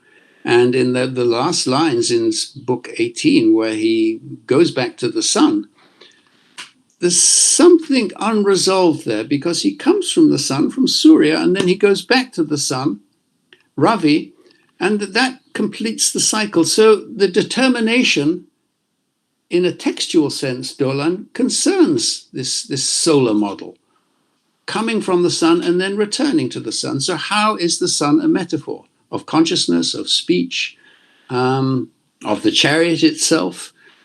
So that is a wonderful question, Dolan, and one could write a book on that, or a PhD thesis.